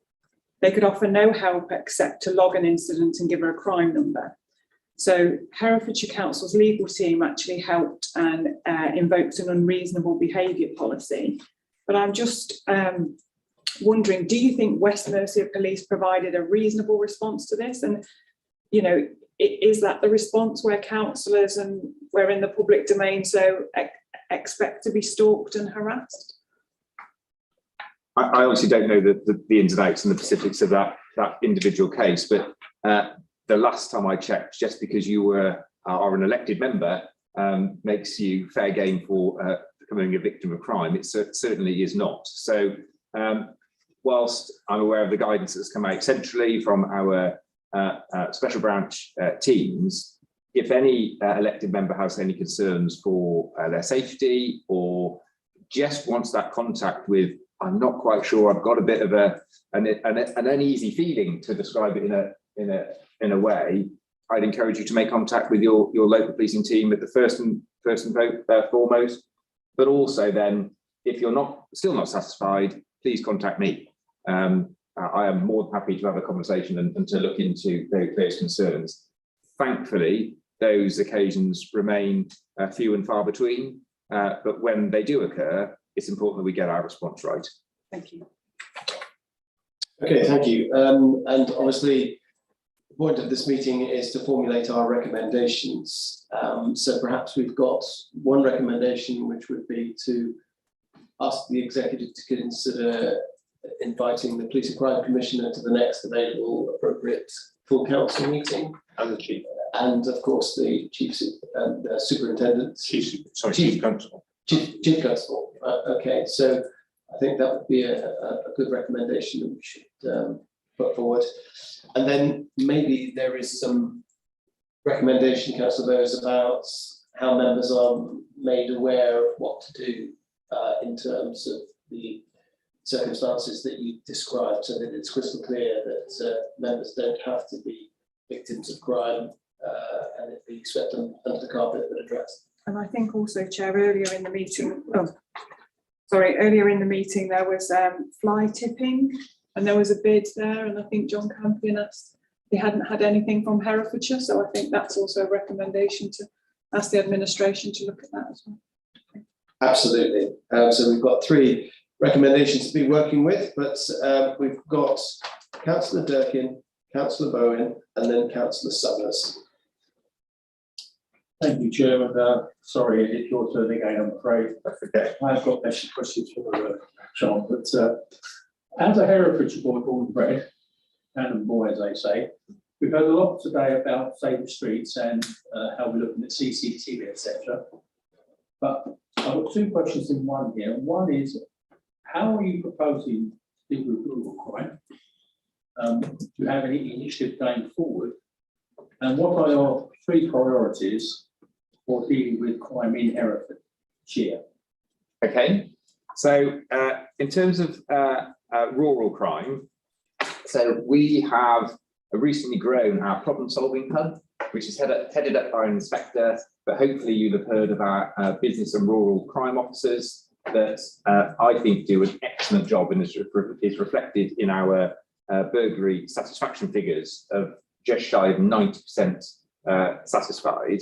We will work in partnership with various organisations such as the NFU, such as farmers in rural Herefordshire, to really design out crime first and foremost, but also to then work cross-border, because we recognise that crime doesn't stop at our border, and we need to be working in partnership with other forces, but a number of agencies to really target those offenders. So lots of activity going on. I think you'll have seen in the news over the last couple of weeks, we successfully recovered a £16,000 digger, which is great for that victim. But that doesn't stop there. Some of that activity is the unseen element of our problem solving, and we need to celebrate it when it does become into that public domain. So to answer your question, very much working in partnership, not just with police colleagues from across different forces, but with such agencies such as the NFU to really design out that crime before it happens, and then put in place a responsive plan to when victims do report crimes. And in terms of the 3 priorities for West Mercia going forward, Herefordshire going forward, they are reflected in the 4 priorities of safer homes, safer roads, and safer people. And I think that's right. So as part of the safer roads priority, it's about reducing road casualties and reducing the number of those seriously injured and are sadly killed on our roads. As part of the safer homes, it's about reducing burglary dwellings, and a part of our safer people, it's absolutely about raising and highlighting the hidden concerns of what goes on behind a closed door, so domestic abuse, that hidden vulnerability, to really work in partnership to make us Herefordshire as safe as possible, as we can possibly make it. Councillor Durkin, you wanted to come back? I do, thank you. Yes, thank you, Ed. But what initiative do you have with regard to rural crime specifically? Because you're talking about what goes behind closed doors and burglary dwellings, burglary sheds, burglary barns. How are you approaching it? Is there any further that you're proposing or considering with regard to the rural aspect of crime? And I will also ask, I think there's an opportunity here to use the parish councils. Going back to my very first question about liaising with the police and parish council, it's a circle, yeah, basically. And I think parish councils are a mine of information going across Herefordshire, and they are useful and to help you in your fight for crime. Absolutely, and that will continue, or if some members think it doesn't happen, it will do in your area going forward. Some of the things that we're doing proactively is our use of smart water. So I touched on smart water tagging in the nighttime economy. This is different, about working and taking the services to those rural locations we know, and I'm a farmer's son, a farmer in rural Herefordshire isn't going to come necessarily to our station and ask for those help. We need to take the services out into those communities. They are a hive of information. It's the parish council. Absolutely. And working with the elected member and the parish councils to really design out that crime. So it's very much a preventative approach, but also the use of covert policing tactics, which I clearly won't discuss today, to then reduce and then catch those offenders that would choose to commit those acquisitive crimes that cause some real harm, not in the physical sense, but in terms of the ability to make a living, the ability to farm those crops across Herefordshire. So it makes a real impactive difference. And I talked about earlier the use of the impact of various different crimes. You know, the theft of an agricultural piece of machinery can be hugely impactful to a small holding, a farmer of a small holding, compared to maybe a large employer across Herefordshire that's not so serious, but the impact is quite stark. Thank you. Thank you, Councillor Durkin. Councillor Bowen. Thank you, Mr. Chairman. A few matters. Leinster Police Station, one of the obviously jewels in your crown. I have to say that many people in my part of the world think it ought to be renamed the Marie Celeste, because it is very difficult to get any involvement with anybody, if there is anybody in there. I know there are people in there, they're safe and neighbourhood teams, all this sorts of stuff. But many people think the Leinster Police Station is a ghost building. And I wonder what we can do to make it more useful to the local community and more accessible to the local community in a wider sense, really. And perhaps you have other ideas about it. I know it was also once, well, it does have, I believe, and I've seen it, a very fine custody suite, which again, I believe is now totally unused. And that's rather sad, I think. Is there any way we can either use this suite better or put it somewhere else where it will be well used?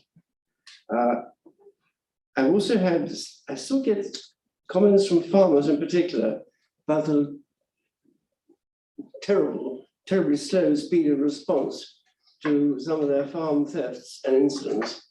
And even when they've actually given the police the number of the vehicle that's been involved. And I think that's unfortunate. I hope it's better now than it was, but I still get the odd comment on that line. Young tractor drivers, and they can drive big tractors very young, so often seen pounding up and down our lanes with a mobile phone clamped to their ear. Can we do anything about educating farmers? And you should know about this yourself, being a farmer or farming family. It does alarm a lot of people. And when you see these 20 plus ton trailers and 7-8 ton tractors coming at you, with the phone clamped very firmly to the ear and one hand on the steering wheel, and you just wonder a bit what's going on. And can we do anything about it? If I can touch on the estates issue, Leinster Police Station is one of our policing hubs. So there are police officers there 24 hours a day, 7 days a week, every week of the year. And so it is what they call a fully operational police station. There are also safer neighbourhood teams based there, and there are some administrative staff based there. But when you stand at the front of it, it looks closed, because when the counter closed, we put up a sign saying we don't operate a counter here. And there used to be a buzzer that went through to Worcester. Now, my view is very simple. I'm not currently at home. Please don't go and burgle me, because I'm here talking to you. So if you ring my doorbell currently, I'm not going to answer the door at home, am I? Because I'm not in. Whereas in our police stations, it's not been the same. So my expectation as Commissioner is, in the same way if a police officer is walking down the street and they're available to talk to a member of the public, and a member of the public talks to them, they would interact, wouldn't they? Well, it should be the same in our buildings. The vast majority of our community do not want to go to police stations. That's not the way that they want to contact us, but a very small percentage do, and they might not have the other opportunities. So for us, there's a programme currently of all our operational police sites to have a doorbell installed. It's not new cutting edge technology.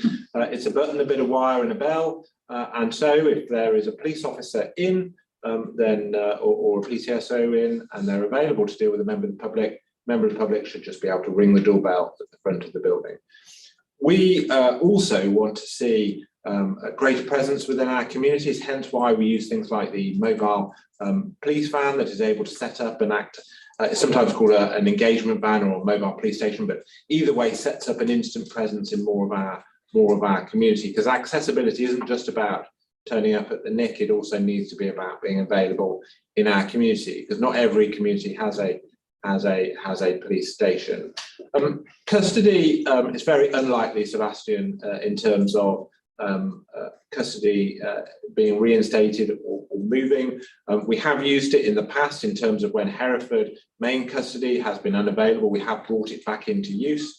But running custody is firstly very expensive, and second of all, custody is being used yet less and less in our system. For example, we very rarely now use custody as a place of safety and all those kind of things, because quite rightly they should be in other settings. So custody is something that we use less, and I'm comfortable in that, and that ultimately we have the right capacity where we need it. And currently, one in the centre of the county is the current right place. I know Ed will touch on, as a young farmer once himself, around the tractor drivers and others, but my view around farmers being updated around when they tell us something is the same whether you're a farmer, whether you live in a street, or whatever your role is in society. If you've said to us, there was that suspicious van in that community and I didn't like it and I'm reporting it to you, there should be a reasonable and proportionate expectation that we will tell you what we did with that.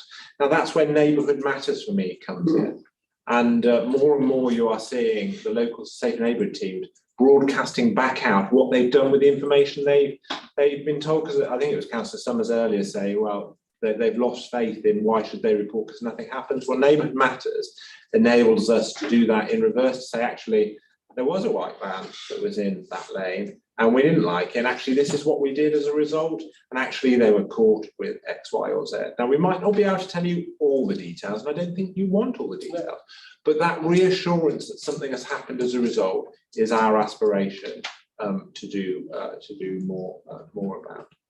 Ed, did you want to touch on your misspent youth in a tractor? Sorry, Ed.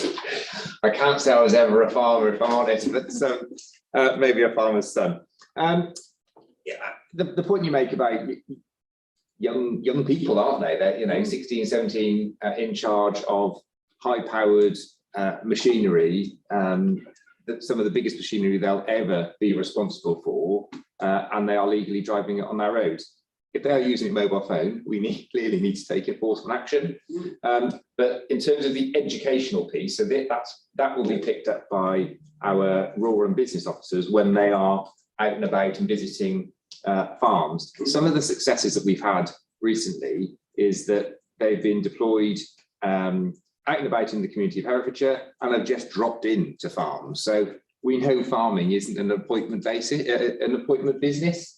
But some of the best conversations, some of the best results that they've had, both in terms of confidence in the farming community, is that they were going to see a victim, I don't know, in Kinkton, and they've dropped in on the way to 2 farms and had those conversations, both in terms of crime prevention, but also in terms of obtaining information and intelligence that then we can then use to target would-be offending. So I think that's one of the best ways for that to continue, but also, and it would be wrong of me to miss the plug, to get a member signed up to Neighbourhood Matters, because that two-way conversation can absolutely happen really, really quickly. Right. And in the future, we will also survey members of the public via Neighbourhood Matters, conscious of being sort of, overwhelmed by surveys, but having your voice heard is the best way. I cannot promote Neighbourhood Matters enough.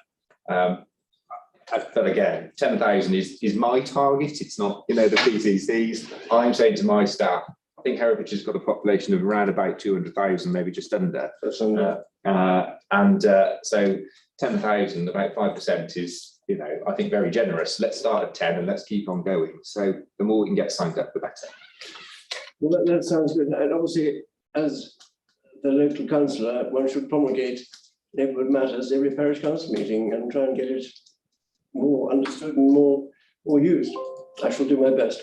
Thank you. And as far as the full council meeting goes, bringing the possibility of getting the chief constable and the police and crime commissioner there, or both, I can do that in my agenda setting programme, and I will see if we can get that locked in ASAP. Thank you, Chairman. Of council, not this meeting, but Chairman, no, that would be extremely helpful. Also, I think a recommendation may be that we ensure that all members are aware of the neighbourhood. Neighbourhood matters. Neighbourhoodmatters.co.uk, so that we can increase those numbers signed up to the newsletter. Chairman, could I also ask you to include the local BC charter? Yes, that's another recommendation. Right, we have Councillor Summers and Councillor Tyler, then me. So, Councillor Summers. Thank you, Chair. I have to say quick word for smart water I had in Little Jew Church. I just wish it was communicate a little bit more in the other areas, which I'm trying to get done, but I'll talk to that later. It does work with farmers. They can spray their machinery and it's tagged for life, so it's something we should look at. Now, weekly we get from the CEO, from the council, leader of the council, and also from top community, a kind of a weekly report on what's going on in council, et cetera, around the area. And while I'm not suggesting a weekly report, perhaps the police could do a report for ward councillors about what's going on in the county, that we could, if it's pertinent to our parishes, we could pass it on, which would be very useful. And of course, smart water could be one of those things, etc. But I think one of the problems we have in the past is communications, and it's not just between the police and the neighbourhood, it's between council and neighbourhoods also. So it's not just picking on you. And Chair, if you wouldn't mind, I'd like to bring out as one particular place in my patch that I've got a real problem with. It's okay if I can talk to him later about it, but it's been ongoing and it is a major safety issue. Well, I think you can talk specifics outside the meeting, but is there a general point attached to it that we could raise here as just a general point? It has to do with double yellows in the long run. I have a problem on Watery Lane with an auto place that does MOTs. It's right next to the Travellers site there with their houses. It's very often stops buses going through, it stops emergency vehicles going through. In fact, the other day was actually repairing a car in the other place. It says park on the road. I think Bruce Evans also knows about this. I've taken him out there. It's between the police and the council, whoever it needs to fix it. Now, I know those police have been out a couple of times, but double yellow lines might help it. But it is a safety issue that needs to be addressed. Thank you. Okay, so there's a specific point there, but better liaison to resolve issues like that, I think is the point. Right, Councillor Tyler. Yes, thank you, Chair. I'd like to come back to the fly tipping question that John Campion had brought up regarding the councils. We haven't actually gone for the bid at the moment. I believe the bid for Herefordshire Council was in the region of 15 to 20,000 because the 100,000 was offered out to all 5 CSPs across the region. I have been speaking closely with our environmental health team, trading standards team. At the moment, we don't have the capacity to manage the grant and the initiative due to what we are currently under pressure with. And especially the fact we've only got a limited time to spend this money. I would like to point out that the environmental health team trains that have a very close working relationship with our rural crime officers, and we do have a very good record of tackling fly tipping in Herefordshire.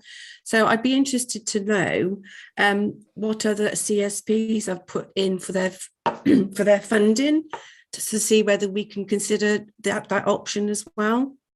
Because at the present time, we don't have that capacity to spend this money, even though it's a small amount. Oh, you surprised me, Ange, because I thought you were, I always thought you were, I didn't think I could constrain you by assuming that you only got 1/5 of the pot. So in the grant round, there was nothing that suggested that you only got 1/5 of the share. So I was expecting whatever the right bid for the county was. So please don't limit yourself just by working out what 1/5 of the pot is, because I have committed if I needed to enlarge the pot, I would do. I wanted to see that innovative approach to tackling through target hardening, through education, and also through greater enforcement. Also, I'm quite surprised by the constraints over the time. So these are over 2 financial years. So it's not a single financial year. I think there might be some confusion. This was over 2 financial years, because I also recognise, and we've seen it through Safer Streets, that condensed focus that ministers like to see some action isn't necessarily in the interest of fixing the problem. So this was a longer term across those 2 financial years. So I'm happy if either the CSP officers or indeed your own enforcement officers want to talk to somebody in my team. But I very much see it as an opportunity to augment the existing activity of the local authority. I'm not a bureaucrat myself, so I always like simple systems. The application process was really simple. You know, it's not lots of evidence based. What I wanted to see was first of all, augmenting existing activity is always a great start, isn't it? Because that means that the existing activity has greater impact. And second of all, widening it in terms of making more communities have access to it. I recognise councils are absolutely under the cosh with lots of different things, to which this is only one of. But I had a really positive response from Worcestershire, North and South. I've had a response from Telford, which we just need to do some nuancing around, and Shropshire. We have had a response, but it's not quite in the right place. But again, I will engage with them. But the office there re-engage, and we'll happily see what we can do over that 2-year period, which I think Herefordshire residents would benefit from, because it still features in my mailbag, and indeed out with the NFU last week. You know, it was on their list as to what they wanted to talk to me about, and I want to make sure we're playing our part in helping tackling it. Okay, thank you for that, John, for coming back. Councillor Tyler, did you want to respond? Or? No, yeah, thank you, Chair. I will discuss this with the Environment Health team as well as the CSP, and we'll consider looking at the funding pot again. As John has explained, it is over 2 years, which we may have found that a little bit confusing. So I will engage with the teams again. Thank you, John. Okay, thank you. And just as a result of our meeting teasing this out, I would quite like us to have that as a recommendation, that the administration looks into the issues with regard to benefiting from this funding. And recently we did have fly tipping figures which suggested that the fly tipping instances were on the increase from way back when, 2014, I think it was. There's an increase since then. So right, if we could put that as another recommendation, and thank you for Councillor Tyler's comments. Right, I've got sorry, Councillor Jackie. I'll be Chairman. Oh, okay, thank you. I'll put you down as being good. Next after Councillor Bowes. Yes, if I could go back to road safety, and it's a question to be put to both of you, and then also, knowing the way the mind works, that you can subconsciously process your answers to the other questions I've got for you, which is I'd quite like to explore candidate questions about what's going well with the relationship with working with Herefordshire Council and other partners, and what's not going as well as it perhaps should be. There's always room for improvement, but you know, the existential question, are the police working well with Herefordshire Council? Are they working as good as they could be, and where are the challenges? And that's a question both operationally and to the Policing and Crime Commissioner. But before I ask you to elaborate on those questions, taking it back to road safety, there's been some really positive steps taken in the ward that I represent with regard to road safety. And I know that in one particular instance, that's because they've benefited from funding from Police and Crime Commissioner. They're very grateful for that, and it's working in conjunction with initiatives that the Highways Authority and Herefordshire Council have done. So there's a good example of partnership working to address speeding. So I'm really quite proud of that and very grateful, and the communities are as well. One of the challenges we do have is when reviews of speeding takes place, sometimes there's the reluctance on the police to support that reduction because they say don't have enough resources to enforce that. Now, my challenge to that is you will never enforce the speed limit of 200 miles, sorry, 2,000 miles of road. So, you know, it's an unrealistic expectation to think that all the roads will be enforced with speed cameras and police presence. However, my view, perhaps more of a layman's view, is that the majority of people will want to try and comply with the speed limit. So reducing the speed limit, albeit it being more effective if you have village gates, if you have signs, if you have physical differences to the carriageway. But surely shouldn't the police be supportive of speed reduction, speed limit reductions, even if they can't always enforce, because the majority of the time, with other measures as well, the majority of the time, good citizens will obey those speed limits. So what I'm really fighting against is this view, whether it's entrenched or whether it's on a case-by-case basis, get away from this view that, well, just because you can't enforce it doesn't mean to say that that speed limit reduction is right for the communities. And so I would just like your views on that and whether there's some flexibility moving away from that, oh, well, if we can't use our camera, then sorry, we're not going to support the reduction. I'm probably supposed to give you some long-winded answer here, but I agree with what you're saying. I personally think it's a little bit negative if that's the feedback that you're getting in terms of, well, we can't possibly be here every Tuesday afternoon to enforce it. They're right in what they're saying, but it's perhaps a little bit of a narrow view if, you know, without knowing the individual circumstances. So yes, absolutely, we'll support that. Why wouldn't we? If it's part of a community concern, it's part of the charter, and it's our job to work alongside communities and partners to deliver that. So yes, is the short answer. And you know, I'm thinking of examples where we used an external company to do these speed assessments and what have you. So what they're saying is it's their recommendation, but you know, on instances we don't get the support from the police because they talk about this enforceability. Yeah, absolutely, and it's part of that wider discussion. It's those relationships been built up in peacetime to understand that. The one thing I would just make a point on road safety is I have a couple of budgets which I'm responsible for spending, delegated from John.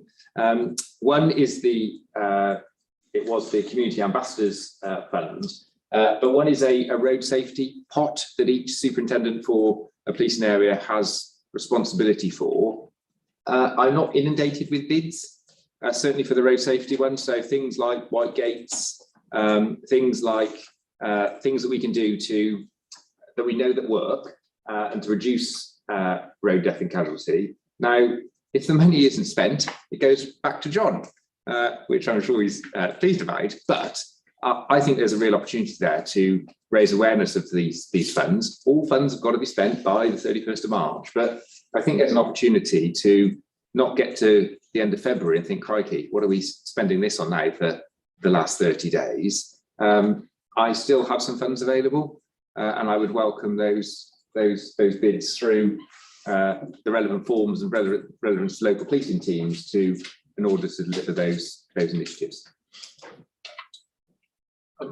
Sashaying into your excellent question around going well and room for improvement, which I think is it's a really great question, and one of the questions around I think at the strategic level are really important, because yes, absolutely, the granular everyday pressure is important, isn't it? But it's not the most important if we're truly going to shift the lot of the citizens that we serve in the county. And I think there's a list of stuff that's going well, but one I would draw out from my perspective is the ability that we've got the perpetrator programme around domestic abuse perpetrators up and running in the council. I'm very grateful for the authority in stepping up and working with me to get that up and running, and because I've seen that as really really important, and we now have a perpetrator programme for domestic abusers in every part of the force area, which we didn't have 5 years ago, and having it there now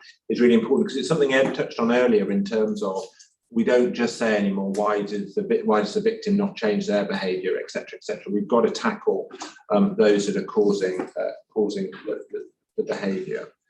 The room for improvement one is a very loose one, which I'm sure you'll forgive me in being loose, but it's around that shift for how we, and you are doing exactly the same with your children's social care element, but I think it's linked to what I'm going to say, is how we stop from responding and start preventing more. I spend £245 million. My contention would be I spend the vast majority on responding and the very small amount preventing. And we need to, I think, as leaders in respective organisations, recognise that we are shifting that. And I think you guys do the same. And I understand why. I've been cabinet member for children's social care. I understand why it is like it is. But actually, you've got to deal with that now. But are you confident in the next 5 years you would have seen that shift? And I think we have a role to play in supporting you in doing that, and you supporting us, because it's the same kids that are our attention. It's the same communities, the same families, and alike. And I think in 5 years' time, if we look back and we haven't had that shift into preventing more, then I think we should be asking ourselves why. You guys as the governors for the council and myself with the police, because I think it's right now. I think we truly can. I think we can intervene harder and earlier and more effectively, but it's so much more powerful when it's done together. And I think your new chief executive has been a welcome reimagination of some of what that conversation might look like. But as the council develops and changes, I would want to make sure that prevention is on that list. I also have got a hard stop at 1:15, if that's okay, Chairman. I will have to exit because I have another appointment with somebody I can't be late for. But when you look back at the relationship between us and the council, I think it's good overall, and that's something that we should be proud about. Because somewhere like Herefordshire is quite a small community, and I know it's lots of small communities, but that relationship is really important. And I think here at the county, between the police and the council, I think we should be proud of the nature of that relationship, because I think it's a good one. Thank you. So you say you've got to leave at 1:15. Right. Okay. Well, we'll get one more question in. No, sorry, I've got. It's relevant for the. Excuse me. Okay, yes, Councillor Stark and then Councillor Durkin. It was what Ed was saying about this pot for road safety measures. One of the biggest bugbears I have as a councillor, and I'm sure a lot of others have, is the TRO system, or the TSO, whether it's a regulation order for changing the configuration of the road, or whether it's a speeding order. We can't get anything done quickly, Ed. And that's one of the problems. The process is very slow in the county.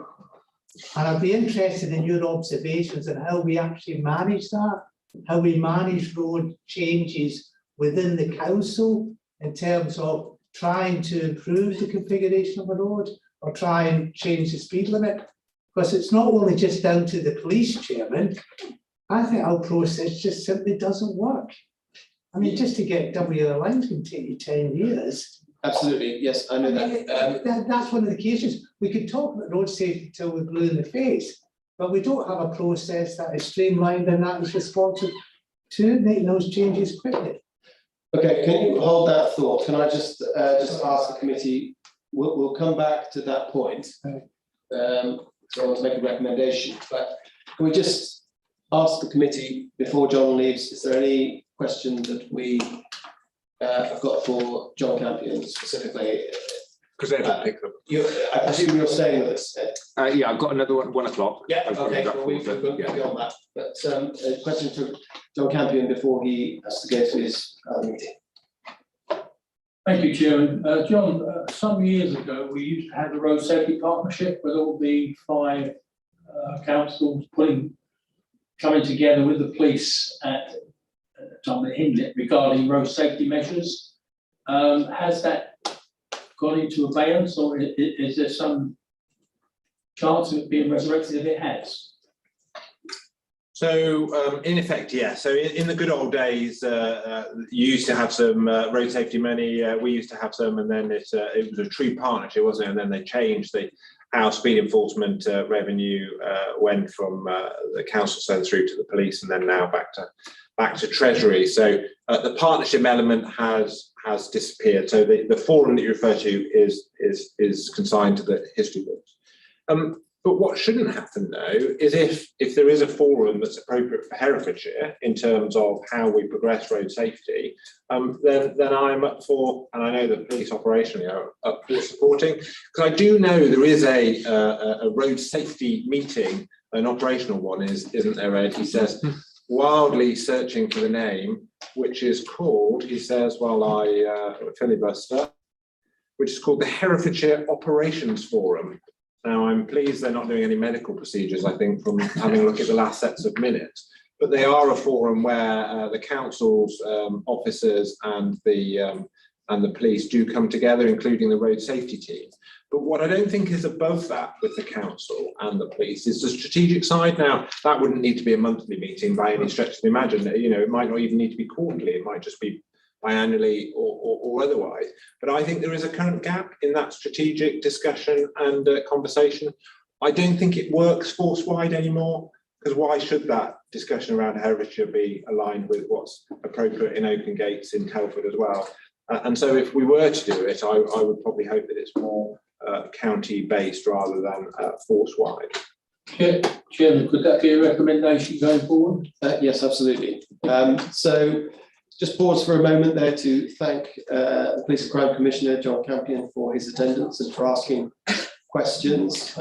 We've got a few more questions to ask, of course, but we will be making our recommendations and forwarding those on for John Campion's, make sure he gets those comments and the views of the committee. But thank you very much for your contribution, and we look forward to seeing you at future council meetings. Thank you. Ed's got all the answers. Right. We're just picking up on the point that Councillor Stark mentioned about the frustrations of TROs. We've got Bruce Evans and Simon Hobbs, who are very involved in this type of issue.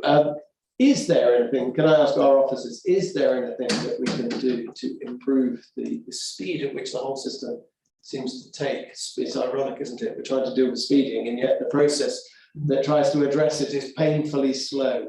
I invite a comment from officers. Thank you, Chair. Simon Hobbs, Accident Investigation for the Council. The process is managed in Herefordshire by Balfour Beatty at the moment, and there are statutory procedures that need to be undertaken. Whether that process can be streamlined, I would imagine it can to some respect, but obviously it can't go outside of what the statutory requirements are. So I think the short answer is yes. I think that reviewing how it's done at the moment and where the delays currently sit within the chain of signatures that are required to process that is something that's probably got some credibility. There may be, it may well be that actually looking at the system and how, rather than the rather antiquated list and these elements go onto lists and then sit and wait until they're looked at, that we could introduce a more informal early view that then maybe reduces this list. That's a potential. But I think what's done there is very much how it's been done in the past, without massive change to what probably you can do these days. So yeah, I think there's definitely something can be looked at. Okay, and we'll go to thank you for that, Simon, for that contribution. We'll go to Bruce Evans, and then we'll go back to Councillor Stark. Oh, sorry, just wanted to start just Simon Ring. I think what we've got to do a statutory process. I think then we get into the tied up really what the answer comes out with, and whether that aligns to what the local communities want. So I think there's two aspects really. One is dealing with the TRO itself, but also the backlog of TROs that there's a long list that I think maybe something that we look at and review and just make sure we've got it as good as we can be. That would be something we could undertake with our partners and got the aspirations of what's going on with it as well. General, and then we can take it forward and make sure we've got delivering what we need to at the timescales, because the budget's quite constrained as well.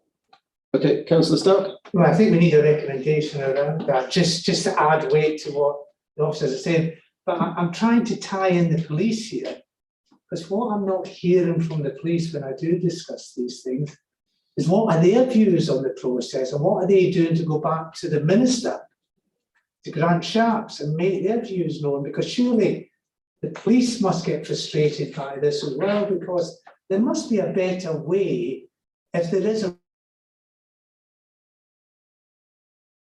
we can actually implement it in a way that actually responds to the issue.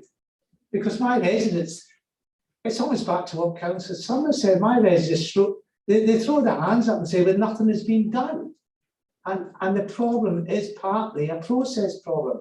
And I just don't see us actually being able to resolve that unless we get the police on board to also be lobbying the Secretary of State to say this doesn't work for us either. So I'd be interested to see what Ed's got to say about that as well. Okay, I don't think Ed's going to be able to pen a letter to government, but I mean, I'd be very interested in your view on this very point that Councillor Stark has made. So timely, really. So prior to coming here last week, I asked our road safety team, is there anything that the local authority could be doing? Because I thought this perhaps might come up in terms of speeding and TROs, and I've had a similar conversation with Mike Truelove, the Chief Executive Herefordshire bid around the enforcement of the TRO for Commercial Street. So what's come back is that I understand there's a new system being introduced, a map-based system for TROs. And if the council could expedite that system, which I understand is already being introduced, it would help greatly. And the reason for this is that I understand there's two areas, Wellington and Bodmin, where residents are keen to get a group up and running, but they're not able to yet as the TRO is not correct. And whilst this new system will rectify that, there's been some significant delay, I understand. So what I'm saying is I share your frustration. I'm not citing on what the system is or what it does, but it sounds if we can get our full systems and in working order, I think it will help alleviate some of the problem the team was suggesting to me. Okay, thank you for that. And we have our recommendation. Bruce. Sorry, Councillor, just to come back on the map-based system, it's in two parts. We've got a recommendation of a report ready to go. We're just reviewing that report, and once that's implemented, we can get the moving traffic TRO in place. So it's in the system ready to be completed. Is in hand. Right. Okay, so we've got Councillor Bowes, Councillor Durkin, Councillor Stark, and then Councillor Bowen. I'll remind you of that order. Don't worry, it's not a memory test. Thank you. A couple of questions. Firstly, I'm from Derbyshire, and our local policing team in Derbyshire do a Facebook page called Swaddling Co SNT. I recommend that you look at that because that is incredibly interactive with their residents. Residents go on there, highlight issues, and the police come back with comments. They do it in a way that engages with the community. They have a laugh. They take things seriously, but it is also aimed at the locals, and they get a great response on that page. I don't know if we do that in Herefordshire because I've not seen it, but I certainly get the updates on the Facebook page for there, and it has proved incredibly popular with their residents. So that's one that you might want to look at. In terms of children and young people's services have learned that the most frequent form of abuse in Herefordshire is emotional abuse, most frequently as a result of children witnessing domestic violence. So I wondered what proportion of police funding is going towards resourcing and how your officers are trained to respond. So I can't comment on the funding percentage of it, but in terms of is domestic abuse a priority for Herefordshire? Absolutely, it's a priority for the force. There's a programme that our staff are undertaking in terms of domestic abuse training, the input. I touched on it earlier. It's about encouraging our staff to see beyond the obvious, to identify different forms of vulnerability. When we get a school referral for maybe lack of attendance, what's the reason? Is it the reason that's been suggested? So it's absolutely providing that reassurance and support. And by way of some reassurance to the scrutiny panel, we've recently set up a domestic abuse scrutiny panel, which is internal to West Mercia Police, that looks and reviews at 10 random cases selected that all cover domestic abuse, looking at our processes, looking at our decision making, and looking at our activity and tangible activity that we have delivered to ensure that the response is right, any feedback to those officers, to ensure that we consistently deliver a consistent service for domestic abuse. We're also keen to learn and listen to domestic abuse survivors.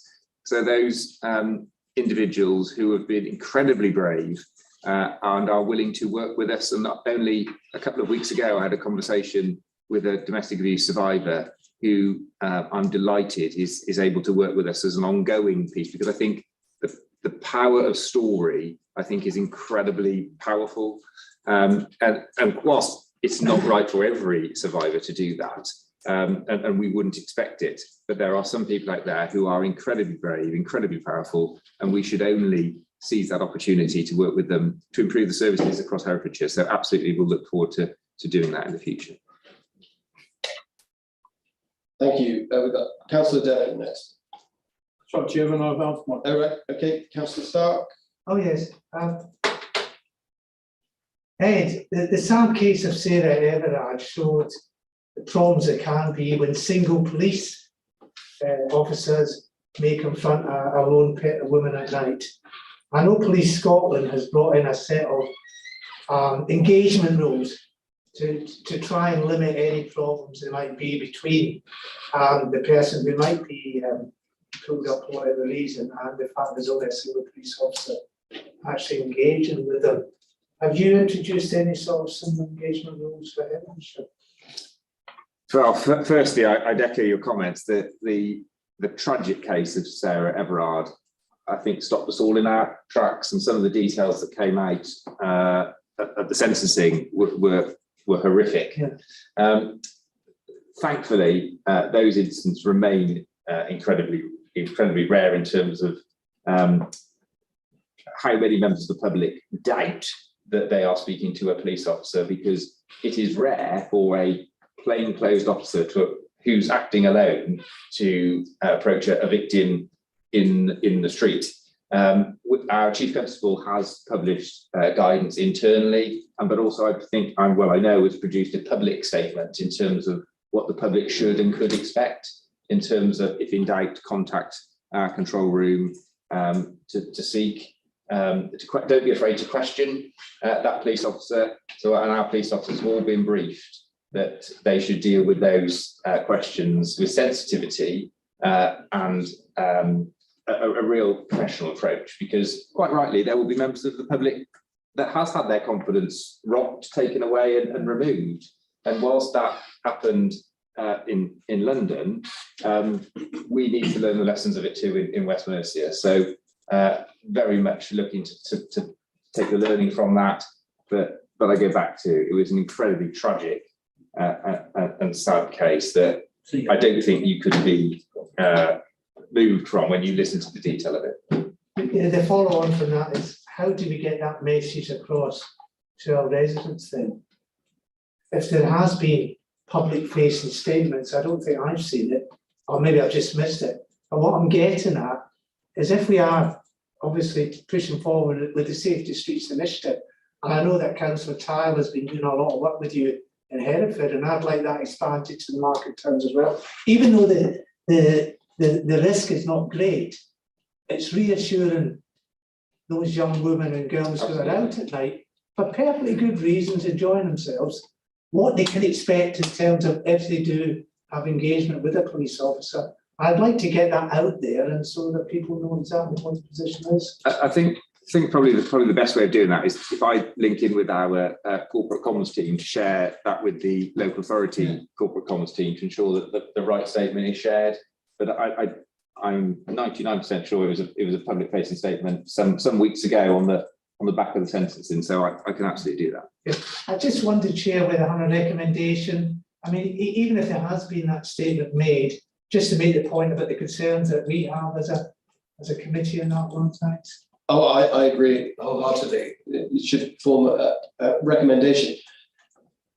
A lot of what we've talked about in this meeting, some people are aware of, others not so, and it's the general theme has to be to repeat these key messages to get them across, because not one, more so now than ever, not everyone tunes into the same source of information. And I think what we might have to increasingly recognise is there isn't one central point where one person gets all their information. So I think it's right that we put all of these recommendations forward, and then the administration and then the police force, the Police and Crime Commissioner can then echo these points and reaffirm them, because they obviously need reaffirming, especially as we've talked today about the grant with regard to fly tipping. That's been booted around, but it needs that the awareness of that needs refreshing as well. And information about how the police act and the roles and responsibilities they have also needs echoing. So I think that's a really good point, and we should make that a recommendation.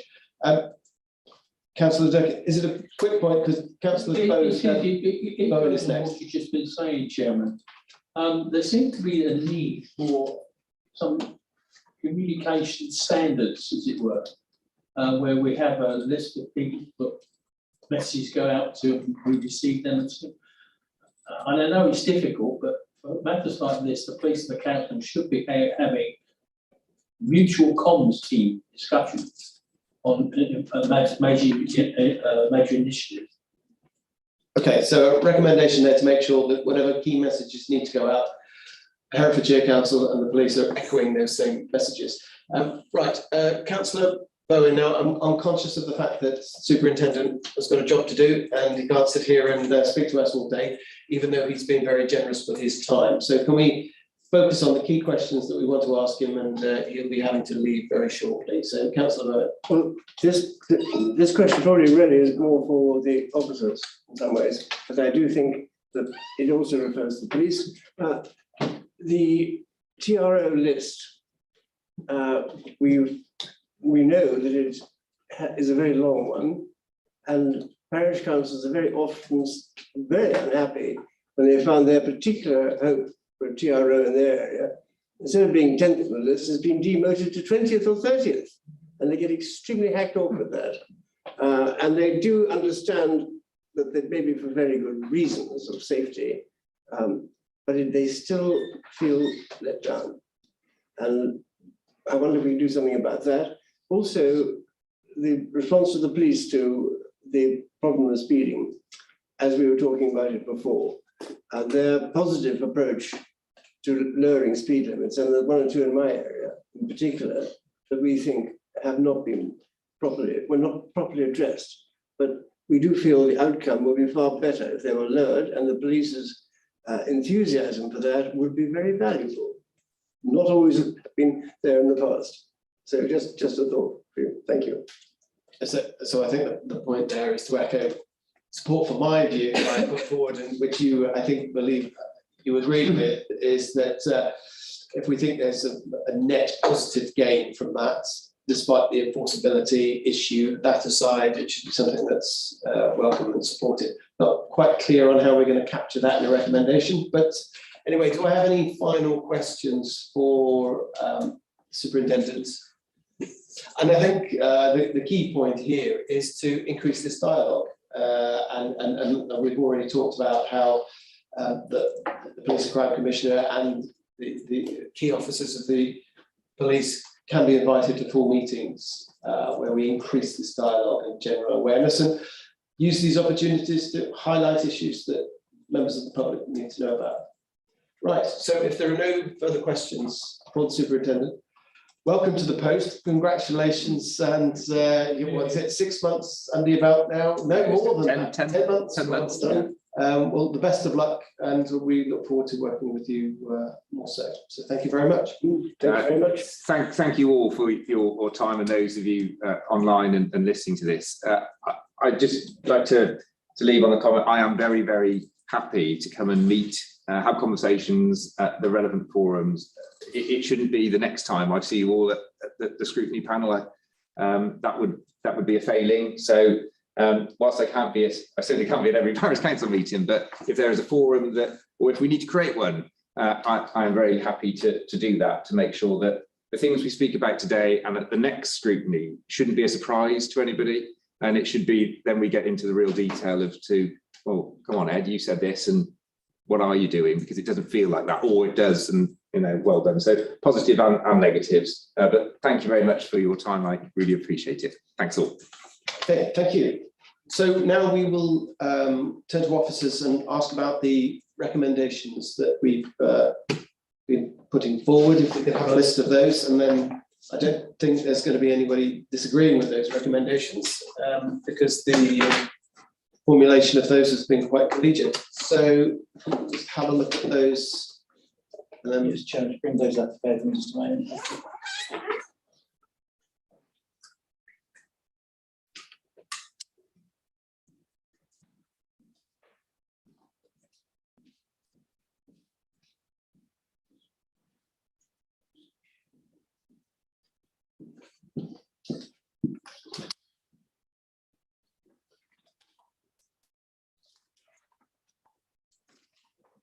Chair, I'll bring up 2 parts just so that you can see the wording as much as possible. But the first part will be that the Crime Commissioner and the Chief Constable will be invited to the next appropriate meeting of full council to provide an update on the work of the force.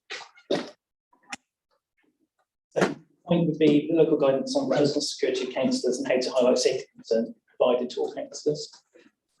And see, sorry, Ed. If you move a little bit to your left. And I'm going to go and sit there. Behind you, thank you. Behind you. Behind you. 3. Well, I could just see this one. That the Neighbourhood Matters Messaging Service and the local police in charge be brought to the attention of all councillors. Consideration be given to a joint communication protocol between the council and the police to ensure that local community safety messages are shared as widely as possible. And then on to just the next set. A bid be made to the Police and Crime Commissioner's initiative to support innovative projects and augment existing activity to reduce fly tipping. A bid be made to the Herefordshire Superintendent's Road Safety Initiative. 7. Consideration be given to the establishment of a local forum for road safety involving the police, the council and other relevant partners. And 8, the process of making traffic regulation orders be reviewed to ensure that it is efficient and as effective as possible, and potential barriers to adoption are addressed, including the points that Councillor Lester was making about the police response on some certain matters. with recommendation 6, I don't think it was that Herefordshire Council makes a bid. It's just that we advertise the fact that there aren't enough people making bids and there's still money available. So it's not that Herefordshire Council should make the bid, it's to highlight that there is money for road safety. And this should be brought to the attention of communities. Every parish council, basically. Parish councils, communities, whichever way you want to describe. Parish councils are usually the ones who will be most likely to be active in this line. Absolutely, and I'll be making my parish councils aware of this. Do we need to put in there that they need to spend it by the 31st of March, so it's they need to do it quickly? Well, just not that, I suppose you could say that there is a deadline for funding. Yeah. Rounds. Yes, Chair, it's not just an initiative, there is a pot of money sitting there. Yeah. So that would be changed to the Herefordshire Superintendent's Road Safety Fund be promoted to all town parish councils with attention drawn to the relevant deadline. Yeah. May I just ask, just how accessible is that pot? Is it really easy to get hold of? or do you have to jump through dozens of hoops? Well, I'm aware, Councillor Bowen, parish clerks in the ward I represent have asked for that money, gone through an application process, and it's been awarded. So there wasn't a massive time delay. It's just there, and it's just, I think, making members of the public and parish councils aware of it. Yeah. I think, well, I know we've talked about the very issue and we've probably touched on it. One of the, what we've been trying to do is get the local communities to start to look at their own area, whether it be a village or a section where they're looking for changing speed limits, and come up with a, for want of a better term, a traffic plan that enables them to condense all these ideas. Because when opportunities to bid for money come up, such as the police and crime commissioners, what will help them immensely is to have a documented process of their aspirations for that village and what it entails. I've spoken to around about 20 parishes so far to try and help, inspire ideas and say what they can do. And I think the more that we can do that and get these parishes up to speed with when opportunity to bid for money appears, they can go in with a professional looking document that's got all of the ideas set out. I think that will put them in much better stead for actually winning money in the future. Can I just ask, while the officers are here, when I mentioned the quieter roads, streets thing, is that something that you think is worth pursuing? Is that a good thing for parish councils to try and introduce? There's certainly no reason why not. I think it would have to be on a case-by-case basis as to where it is appropriate. And I think this is, as with all speed limit requests, and obviously there are many out there, it's all about being realistic about what you can expect to achieve. And I think that there will be certain roads that will fit the criteria for that. But I think it's about being objective when you, at the outset. And I think if a parish are doing these traffic plans, that may form part of that. So it doesn't have to just be some white gates at either end of a village with a speed limit applied to it. It can be other elements within that. And the idea is that bringing it all together will help draw funding in from external sources. And that isn't just the police and crime commissioner.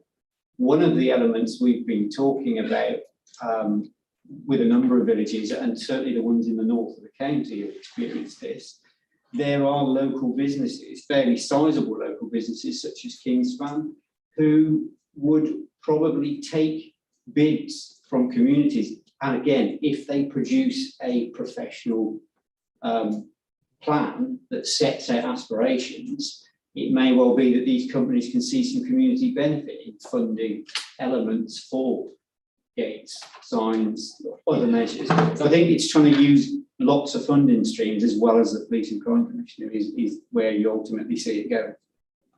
Yeah, absolutely. I must just say that Kingspan does have a community fund, which is, I think it's just limited though to area around about them, not just a general county one.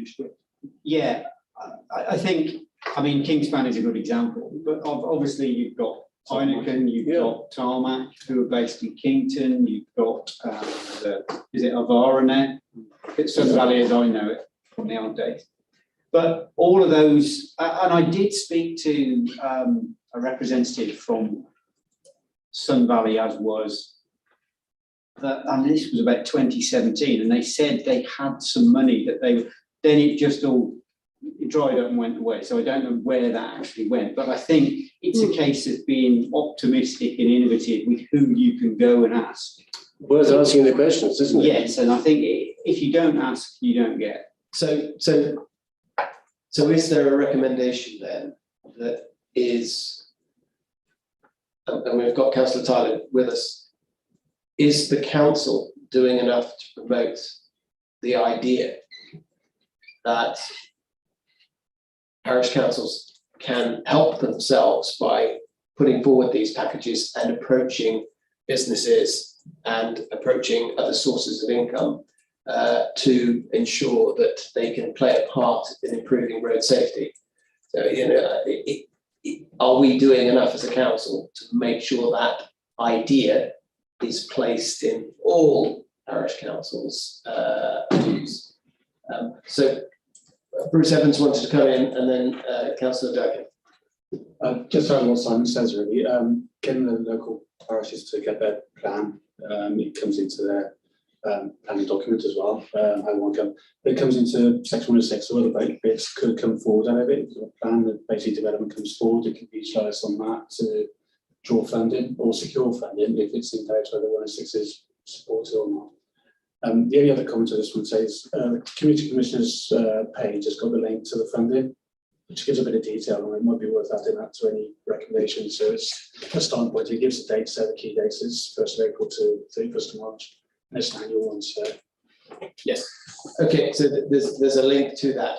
I think that the trouble I foresee is that parish councils have all been told they've got to have a neighbourhood development plan. And I know why Simon's used that phraseology, because it is a transport, but it's a strategy for dealing with the highways issues in their community. I just think perhaps more thought needs to be gone into how we package that, because it wouldn't necessarily be a formal legally binding approach, but it would be something that parish councils, communities could formulate as an action plan for themselves, and then couch it in those terms. But again, it would be something for the administration to get their heads around. Certainly, the point being that the more of a strategy a community's got, the better it will help them with getting funding, whether that's from the PCC or whether that's from the private sector. Then I think that's a really key message, and I thank officers for making that point, because I think that's something that we can do to help get that funding for communities. Are there template documents?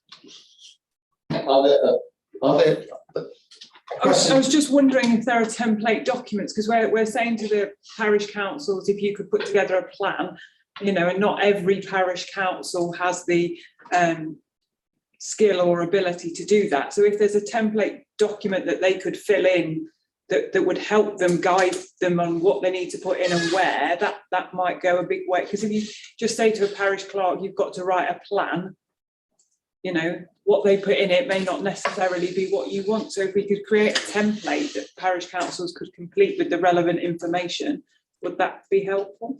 It probably would ultimately. At the moment, though, we're not in a position to actually be able to input that sort of level of detail.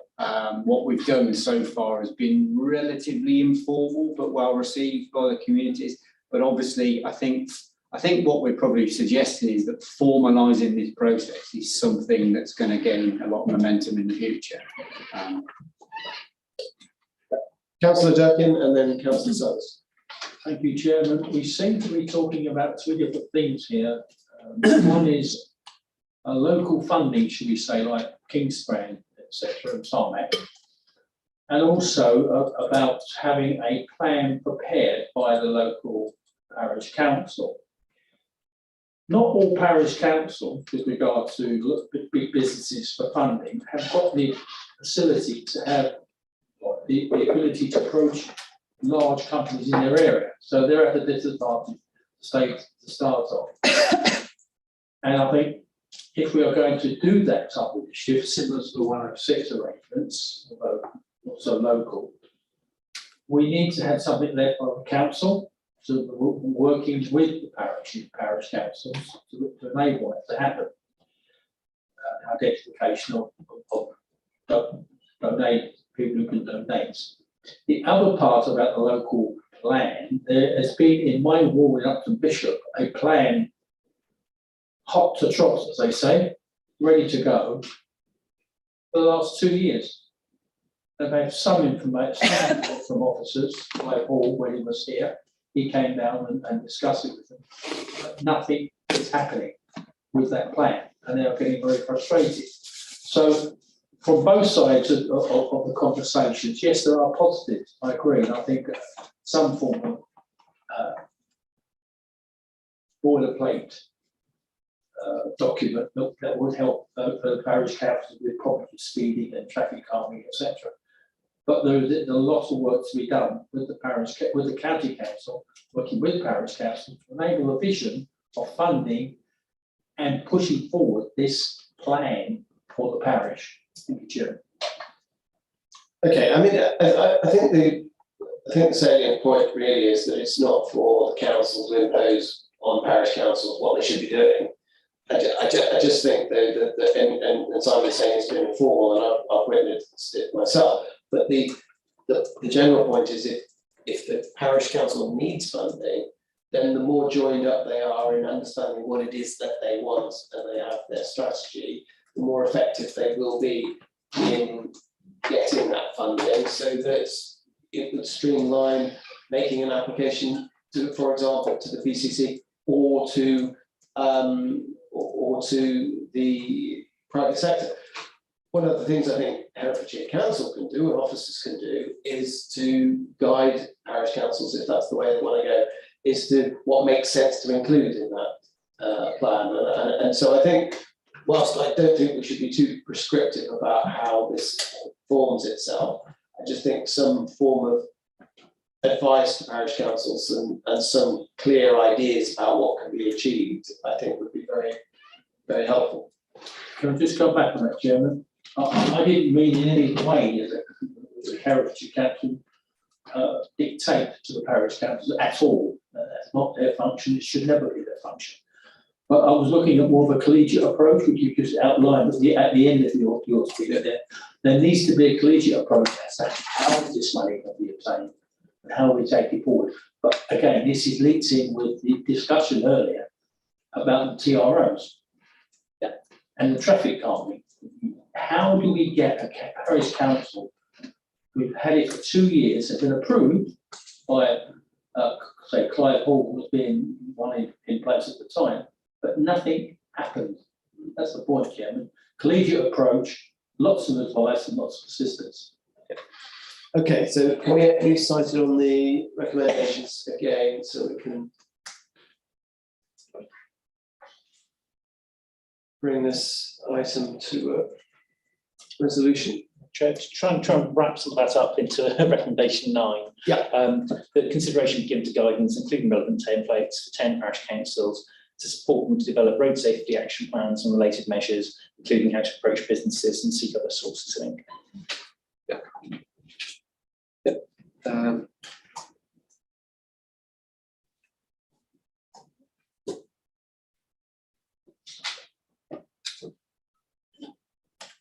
Well, would it be businesses and funding organisations or road safety initiatives? Because I want to capture the Police and Crime Commissioner cash there.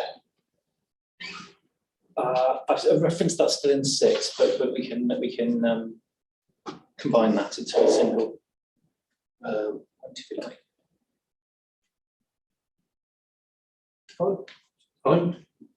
Funding rather than income.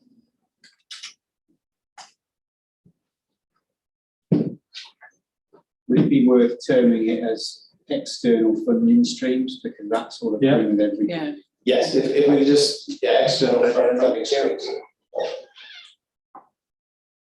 You never know who's willing to donate funds to improve road safety. Councillor Summers.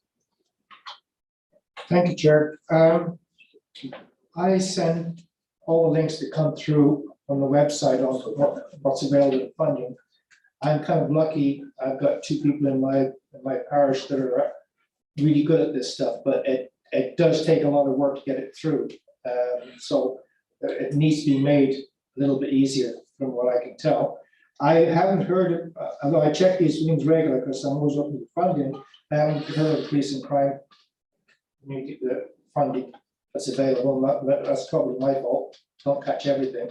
But I would like something out on that anyway. And we need to, if there are outside funders, which there are occasionally, like there's a number that my parish has got recently.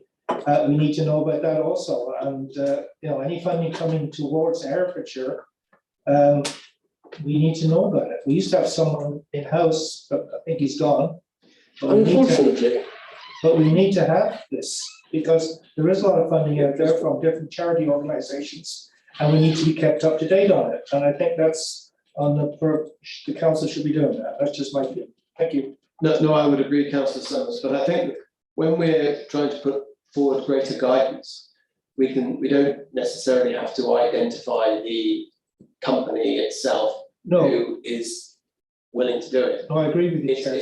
It's the question, yeah, but it's the question, I think, isn't of saying, have you approached the local company? Have you approached the PCC? Have you approached other areas? So there's almost like a checklist for people, because I'm sure there are some parish councils and members of the community who didn't think that if they approached a local company that has HGVs go through their community on a regular basis, that they may themselves want to be interested in promoting highway safety. And you know, that's quite a novel thing, but I think we can, in our recommendation, say that that's the type of questions we should be giving guidance on. I think that would be really helpful.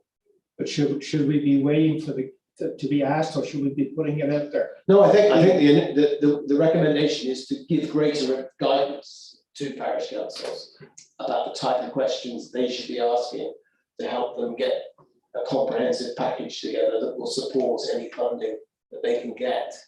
I mean, it does open a wider discussion, you know, bearing in mind we're talking about the police involvement today, but it does open a wider discussion about, is Herefordshire Council doing enough to deal with road safety issues and highway issues?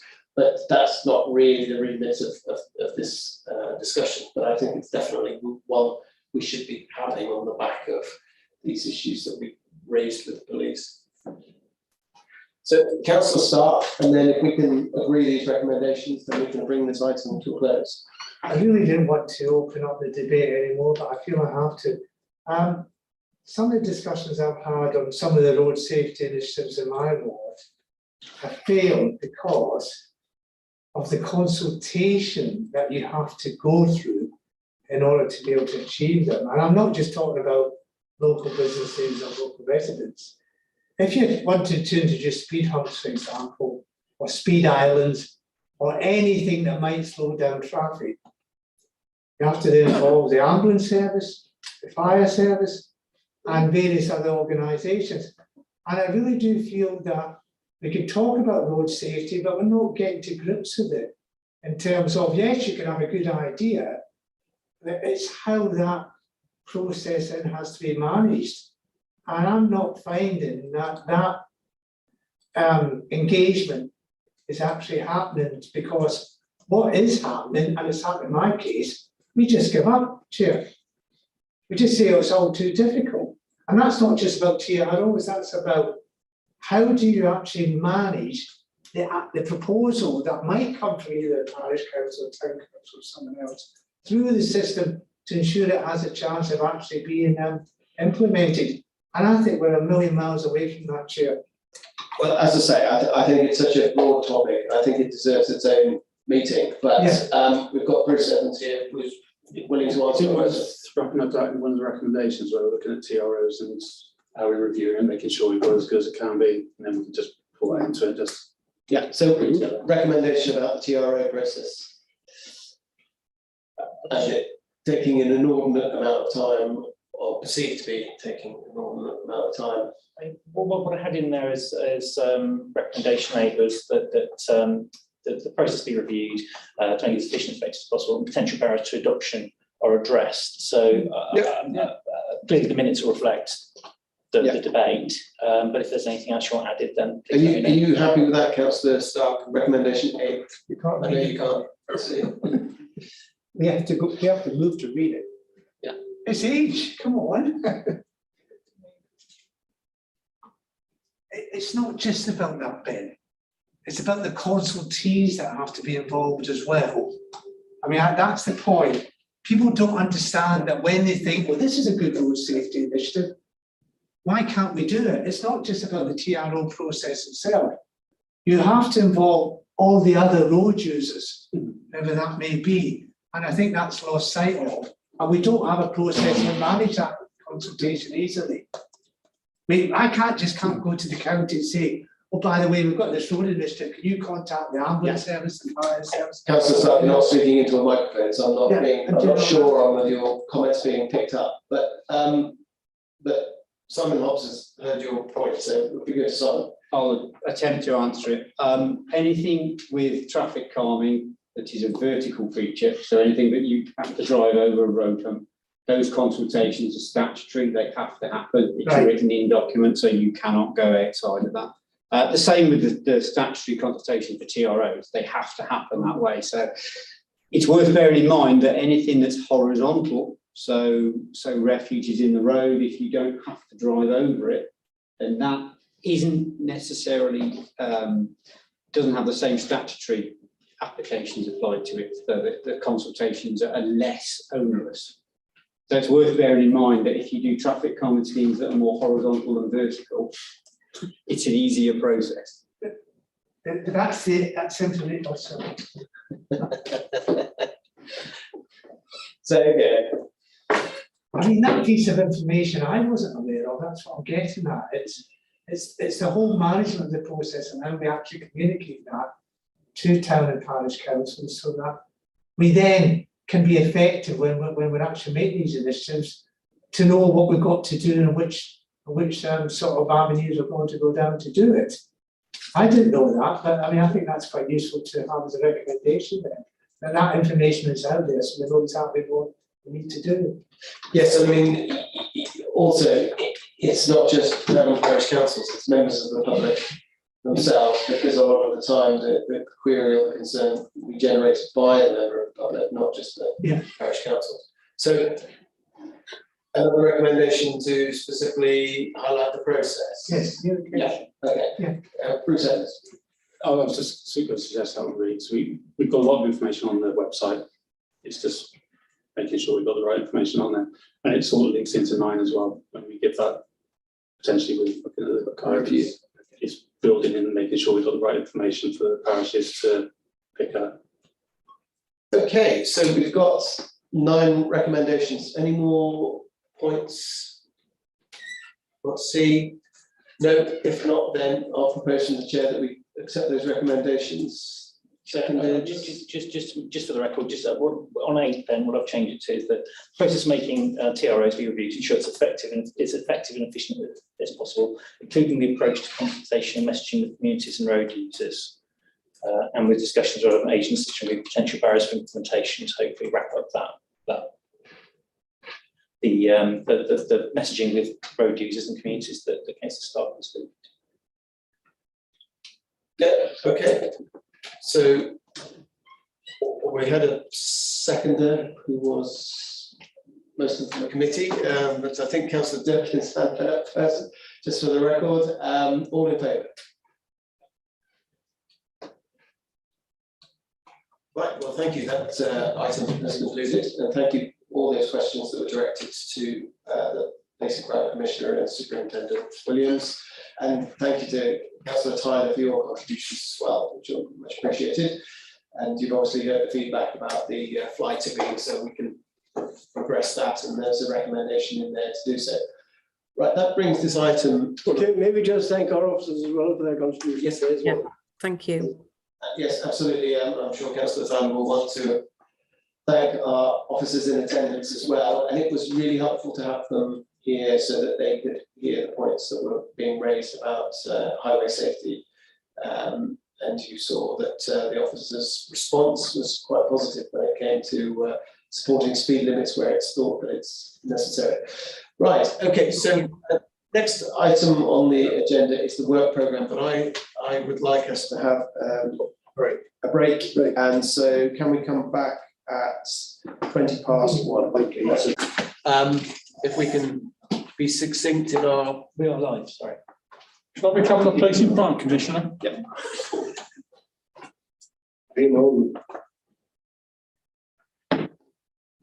Nobody else is going to do it. Right, thank you. We now go on to the rest of the scrutiny meeting today. But after the meeting was to discuss policing. We've had the Police and Crime Commissioner and the Superintendent for Herefordshire joining us, so raising questions and had some recommendations as a result. The next item on the agenda is to discuss the work programme for the scrutiny committee moving forward. Just waiting for members to relocate themselves to better chairs around the table.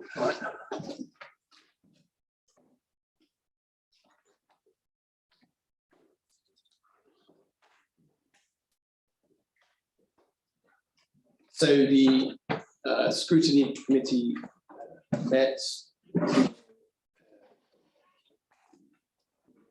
session to discuss the work programme, and it was noted that the planning service was one of the issues that was on the work programme, one of many issues that have been identified that the scrutiny committee might want to look at. The next scheduled meeting of the scrutiny committee meeting is the 14th of January, where there is a meeting to discuss budget setting. I'm advised that unfortunately the information to assess the budget setting wasn't made available in time for this meeting, so we couldn't have discussed it at today's meeting. But as soon as that information is available, then we can have a mind to scrutinising it. But as I say, in the work programme, there is a meeting for the 14th of January to discuss the budget. Obviously, that's a big item, so I think it's probably advisable that we just have that meeting for the budget. But also in our discussions about the work programme that we've had,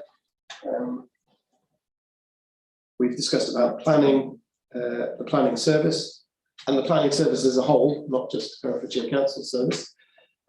So the thought was to have a planning item on the 21st of January. And the next, and again, planning is that such a big topic that it would be best if we just had a single meeting on planning, especially if we're wanting to invite people from perhaps beyond the planning service in Herefordshire. Councillor Stark. Chair, I noticed we've got an item on S106 monies, which is related to planning in many ways. Would it be too ambitious to bring it all together in that one meeting?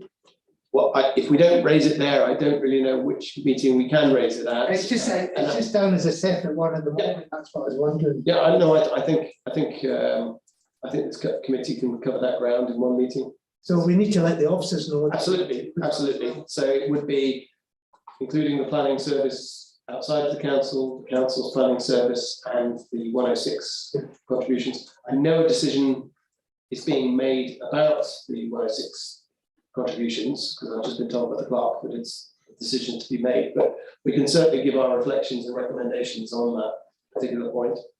So that's the. Would it be permissible to raise still again the community infrastructure levy? It was in the white paper that we would have a national infrastructure levy, but now the white paper is in abeyance. I really think locally we ought to be going back to that again, because I know there's a great deal of interest in Ross, and I'm sure there are in other parish councils, about still, because that could be very beneficial to them locally and having some determination over the way their money is spent. Well, I think it would be appropriate to while we're discussing 106, why not still? Councillor Durkin and then Councillor Summers. Yeah. Did you say the white paper was in abeyance?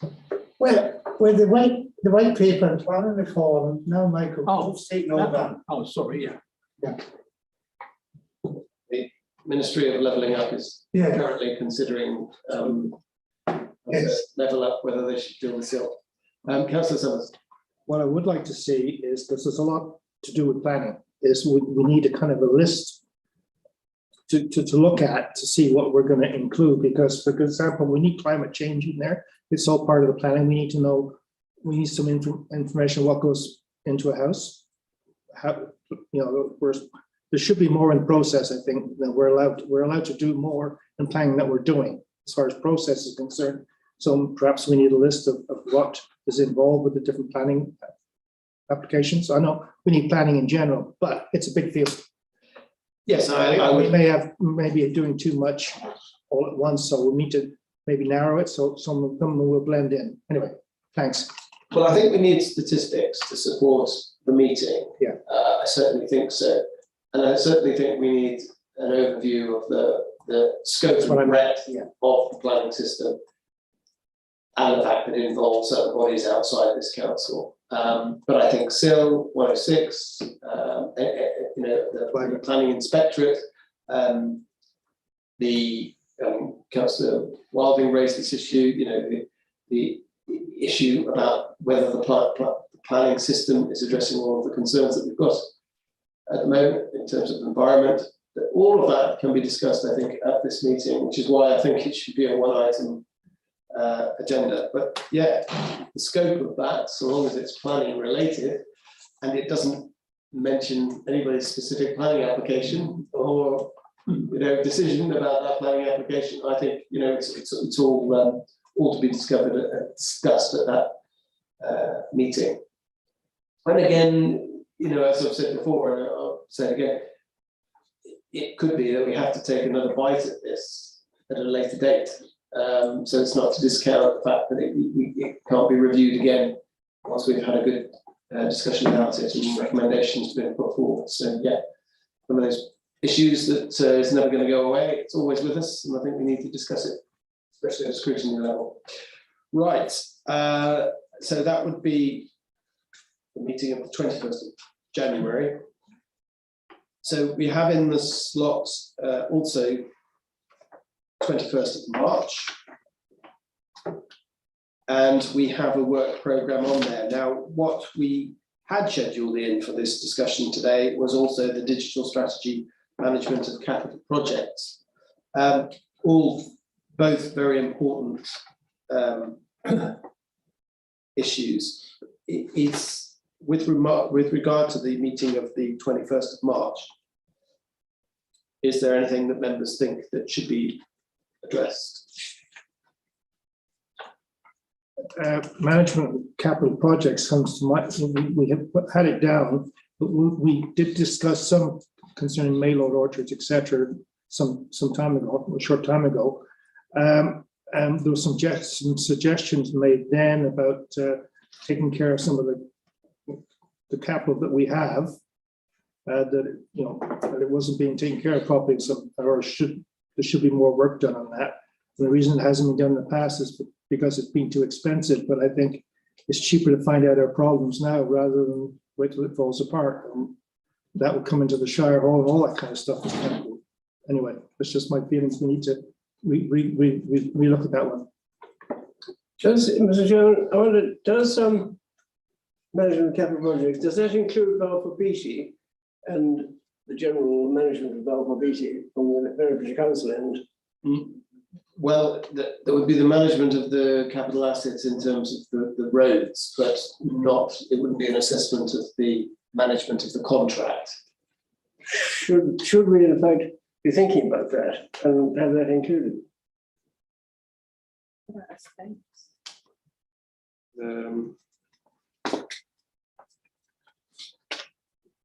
Just a thought. But I mean, it's as I understand it, it's more in terms of key investments that the council has on its capital project list. So the individual capital projects and how they're being managed and how they're being executed, and are they on time? Are they in the pipeline? Are they being delivered? That type of thing. Councillor Wiley. Another possible thing for the 21st of March or soon after is just another general thing on climate change, because everything's supposedly got to be seen through those lenses. We'll have had the Citizens' Assembly supposedly by then as well, with some results of that, and how the council responds to it. Councillor Bowes. We're also going to look at estates and buildings. Yeah, sorry about that. I should have said that. Thanks, Tracy. You're better at me than this.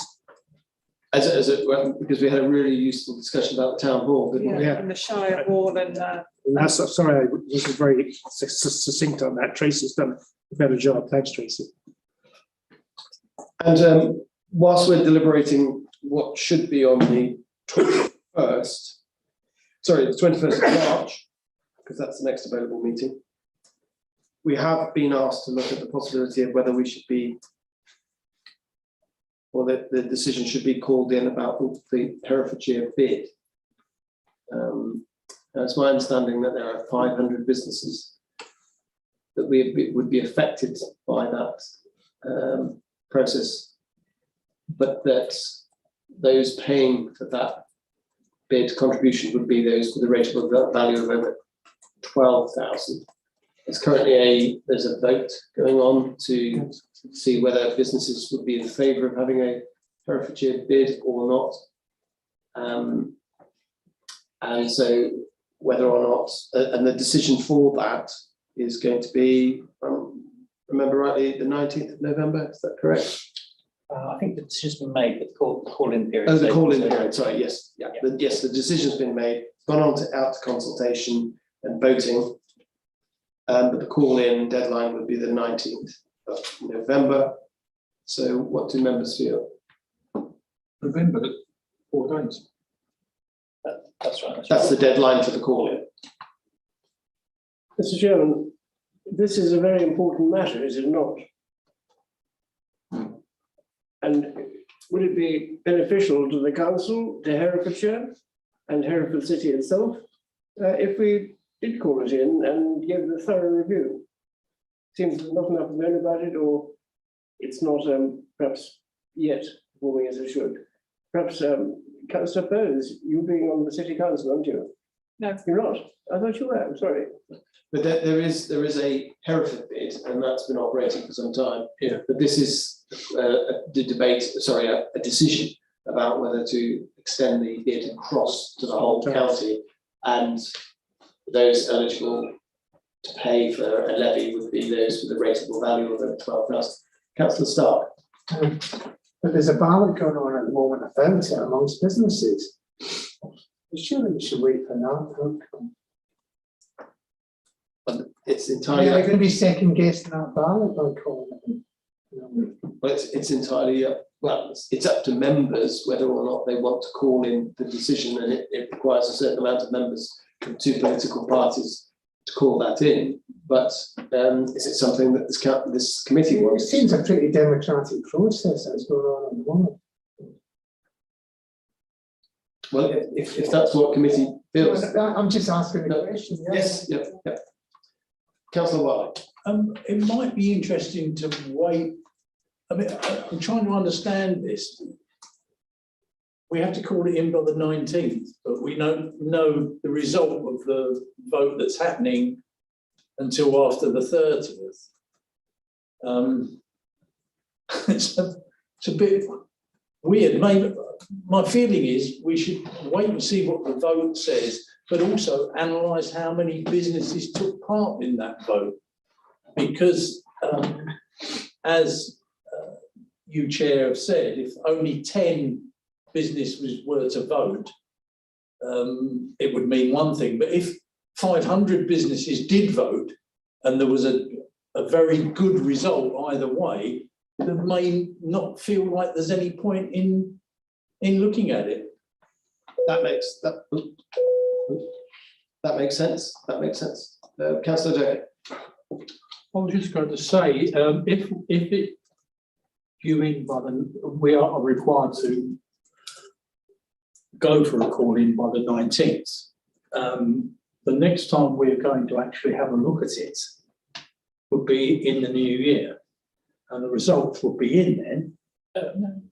Chair, if I may just clarify, I mean, the decision that's been taken is that the head of economy be authorised to vote in favour of the Herefordshire County Business Improvement District on behalf of the council, and that should the outcome of the ballot support development of the bid, approve the payment of a levy on liable properties in the council's ownership calculated to be 14,515 per annum for a period of up to 5 years. So that's the decision that potentially could be called in. the call-in implementation date is indeed, the deadline is the 19th. So if indeed the members either of this committee or other members of the council wish to call it in, and as you say, you need 7 members from more than one political party to do that, then the committee would be requested to meet within 10 working days in order to consider that call-in. But clearly the submission of the votes, I think, is by the 30th. So potentially we'd need to meet. The committee would need to meet next week if it was to consider that call-in. So I think clearly it's up to the committee whether or not they want to identify now, whether or not they might be minded to act as in that call-in. But clearly there are defined reasons in the Constitution for a call-in that would need to be evidenced, and then for that to be agreed by the monitoring officer for us to take it to an additional meeting of this committee. So what we could do now is identify a provisional date for that meeting should a call-in be received. I think perhaps that's the best that we can achieve at this session. But we'll get some further information for you immediately after this meeting on what precisely the bid entails. That was going to be my point, Chairman. We've got all the information will be in, and we've expressed as a committee desire to scrutinise it. The information would be there because we're looking at maybe March next year. Okay, Councillor Bowes. Thank you. I think the question of calling basically arose because some businesses weren't aware of the Herefordshire bid, and it may be because they haven't been communicated because they won't be affected. So I think that part of the reason for the call-in that I've been approached by a member is to do with, has the communication gone out to those that will be affected, and has that communication been made clear that if they don't vote, what the outcome could be, i.e. they would have to pay this fee. So I think, as Councillor Wilding said, it would be useful to know the outcome of the vote before we had the meeting, because that way you would get an understanding of whether or not people did or didn't want it. Okay then, I think seeing as we've got our meeting in January, that we can always review the work programme. Let's wait on events and see the outcome of the vote, and then we can, if needs be, scrutinise that matter then. That's what I said as well. Excellent, good. Yes, Chair. I think we have a discussion after the meeting because there may still be if the call is received, there still may be a need to meet sooner than that to address it. But we can examine that after this meeting, I'd suggest. Can I just ask the question? What are the? Is it £12,000 a year that they have to be? The rateable value. So the rateable value. Is that put an onus or a problem with small business? That's my concern. Well, I mean, it depends on your perspective. Yeah. The rateable value of 12,000 is significant. Okay. A small trader in a shop wouldn't necessarily be paying 12,000. But again, it's it depends on your definition of what is a big business or what is a medium business, and obviously the budget accordingly of your business. So, but there is a threshold, and it's 12,000 rateable value, which is not necessarily the rates you pay. It's I know in the past, especially in town and city areas, in a different country, of course, that it was always a negative as far as business were concerned of things like this. But at the end of the day, it did benefit them. So sometimes their reasoning doesn't go along with what should be done. So in shopping centres, etc., they don't have a choice. If you want to go to a shopping centre, or you have to pay those rates. And I think sometimes we might give small businesses a little bit too much rope. Anyway, just my comments. Point noted. Right. So, Can I ask a question, Chairman? I appreciate the £12,000 rateable value. Have all businesses, it's a question, have all businesses been notified of this happening? Because in the big blurb, it says, is developed by and run by businesses, and it's an arrangement where they and other contributing partners get together, decide what improvements they want to make in their destination, and how they will manage these and what it will cost them. So if we talk about Ross or Moy, every business in Ross and Moy could be affected by a small number of rateable value in excess of £12,000, and they don't know about it at the moment. That could be a very good question to ask at a scrutiny meeting. But I'm talking about now with the message going out. Well, It's already gone out though, isn't it? Yeah, I understand that, but my question would be then, has this information gone out to every business owner? And I know we can't answer the question here, but maybe our clerk could look at that and give us a bit of advice. Chair, if I may, we actually have got Roger Allenby available to us, the head of economic development, come in and speak to it. That'd be good. We're just going to invite him in now, so just give us a moment to make that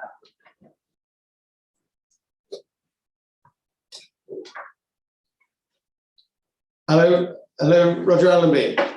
I take it you're joining us to answer some questions. Apologies for the fact that it's turned into an unofficial scrutiny meeting about the bid, but just trying to develop the work programme for the foreseeable few months. And a couple of questions have been asked about the process to the bid. So is it possible, Roger, you're available to answer some questions that members might have, just for clarification purposes? Of course, yes, absolutely no problem at all, but very, very happy to try to. Okay, who would like to ask a question first? Councillor Bowes. Thank you. I just wondered, the letter has gone out, I understand, to 500 businesses. And are they the ones that have just been affected? So that means they're in the criteria and their rateable value is above £12,000? That's right. So there's 545 businesses that would fall within the county that would be both eligible to vote, but they would be the levy payers, so that the ones that would be required to pay the 2% levy on business rates if the bid is successful. Just to clarify that the cabinet member decision that's currently due to be taken today ahead of the call-in period is for how the council would vote in that process. So the council has 23 properties that are eligible to vote. So it's not a decision as to whether to form a bid or not as a council. It's how we would vote in the business-led processes in creating the bid. And it's a county bid excluding Hereford. Just to be clear, Hereford already has a business improvement district, so this is to cover the wider county. So thank you. So the letter that went out to businesses, the 545, did that letter explain the process in layman's terms, as in, if you do not vote and this gets through, you will be eligible to pay? That, I think one of the main concerns of the committee is that people, due to apathy, don't vote, and something could get passed and they not realise that the impacts of that is that they have to pay. So I'm just wondering if the letter made it clear what the outcomes would be of the vote. So the letter, a copy of the standard letters I've just emailed you through to Councillor Bowes if you got a chance to have a look at them. So there's a company that's managing the vote for us, and then a consultant that's managing the overall bid process for the council and the task group of businesses that have been developing the proposal for the bid. They've based the letter on the standard templates that are sent out everywhere for bids. The company that we're using, the consultancy called Mosaic, has successfully developed 130 bids around the world, including most of them in this country. So that they're using the standard communications and standard letters that are always used for this process. The other thing, I guess, just to mention as well, in addition to the letter, so in addition to the letter that's gone out, which is quite formulaic in terms of its structure because it's about the vote and obviously has to be set out in a certain way that meets the requirements of the vote, each business has received, each of the 545 businesses have received a business plan that's been developed by the business-led task group that explains in quite a lot of detail about what the benefits of the bid are, how much each business would have to pay. The business plan then, if the bid is voted in, a bid company is formed to implement that business plan, and they have to implement what the business plan says. So there's a separate email with a link in that's got a copy of the business plan that explains in quite a lot of detail what the bid's about, what the benefits are, and what the implications are. And then the company that we've taken on to help develop the bid has been in contact with all of the businesses, or tried to contact all of the businesses that they've had face-to-face or direct engagement with over 400 of the 545 businesses over the last kind of 6 months. And then during November, during the vote, they're recontacting all of those businesses again. They have tried to contact all 545. It's just that obviously not everyone will pick up the phone or agree to a meeting, but they have spoken to the vast majority. Okay, so the question we've got before us is whether we think it should be on the work plan to discuss this item. And we've had just a couple of we've had a couple of queries that Roger Allenby has just clarified for us, so appreciate that. So we've got to be mindful of, would we like to see this issue on the work plan? If I can just bring members' focus on that. Councillor Stark and then Councillor Durkin. Well, we've already had a Hereford bid process go through Hereford City, and we never called that in. So why we want to call it the wider county? What is the difference between what happened in the Hereford bid instance and this instance, and we will want to call it in? But that's up to this committee as to whether they want to debate it. I don't know. Well, look, there's two issues, isn't there? Members of the council can call in whatever they want to, so long as they've met the criteria. And then, does this committee want it on the work programme to discuss at a future date? So it's up to this committee. But I don't have enough information on the Hereford bid and whether there were concerns there. And how did the council vote for Hereford, if it did? I don't know. Councillor Bowes. Thank you. I think just as background, I was contacted by somebody who had queries or concerns about the process, and they contacted me as vice chair. So I've just asked the question. So I'm satisfied with the response that Roger Allenby's given. So I don't have a request to call it in. Okay. I think, the answers that he's given is the fact that people are aware of it and have been contacted. So that was my concern. So that's, from my perspective, answered the question. I don't require a call in, whether others do that. Thanks. Or a call in, or to have it on the work programme. Because we could have it on the work programme if this committee wanted to. Councillor Durkin and then Councillor Summers. Thank you, Roger. I've got a question. I'm looking at the Herefordshire County bid.co.uk, and we've heard about the 545 businesses and the 12,000 rateable value. But the second paragraph in that website is on the clear white background. It says, a bid is developed and run by businesses and is an arrangement whereby they and other contributing partners get together, decide what improvements they want to make in their destination, how they will manage these, and what it will cost them. Now, my question is... Well, no, Councillor Durkin, we need to be asking questions as to whether it should be on the work programme, not ask scrutiny questions of Roger Allenby. So we need to determine, do we want it to be on the work programme? Ask a question. Yeah, but so long as your question is related to... And my question is, this again, I think we need to look at the fairness and transparency. Is if only those people, businesses that are over £12,000 are being consulted, what about the rest? Have anybody else, any other businesses less than £12,000 been involved in this matter, because it will affect their businesses as well? Yeah, I can answer that if that helps. Yeah, just for clarification. Yeah. So